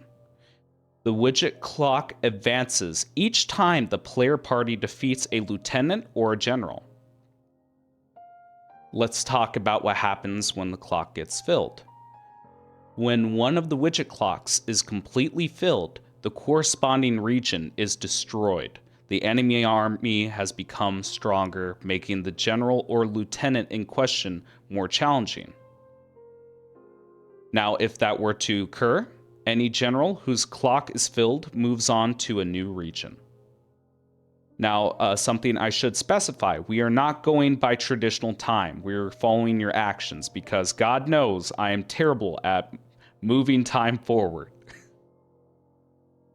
That will be the judgment for like how these clocks progress. I guess we can end a little bit on this note when we start the next session. And I will probably talk to the other two, Mavet and Aluya. I want to see which lead you guys would like to pursue. You have an option on all four generals here, whether it be Infernalex, Maelstrella, Tremora, or Galen. Infernalex has one widget, while everyone else has two filled in. Does that make sense to both of you? For me, it does, which means, Okay. oh, we're going to have to teleport a lot to go chase these guys down. Hence the chairs. It seems as if you guys can pick a location and I will take you there.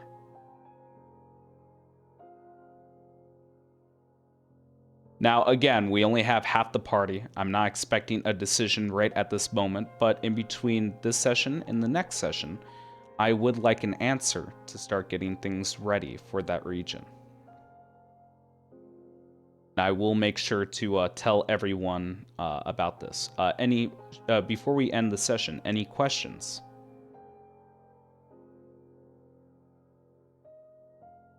I think I'm gonna have to sit and think about this. Yeah, I gotta sit and think on this too. Yep. All right. And that's where we'll end the session That's for what the today. actual chairs are for. Yeah, for sitting and reflecting. That's where we'll end the session for today. Thank you guys so much.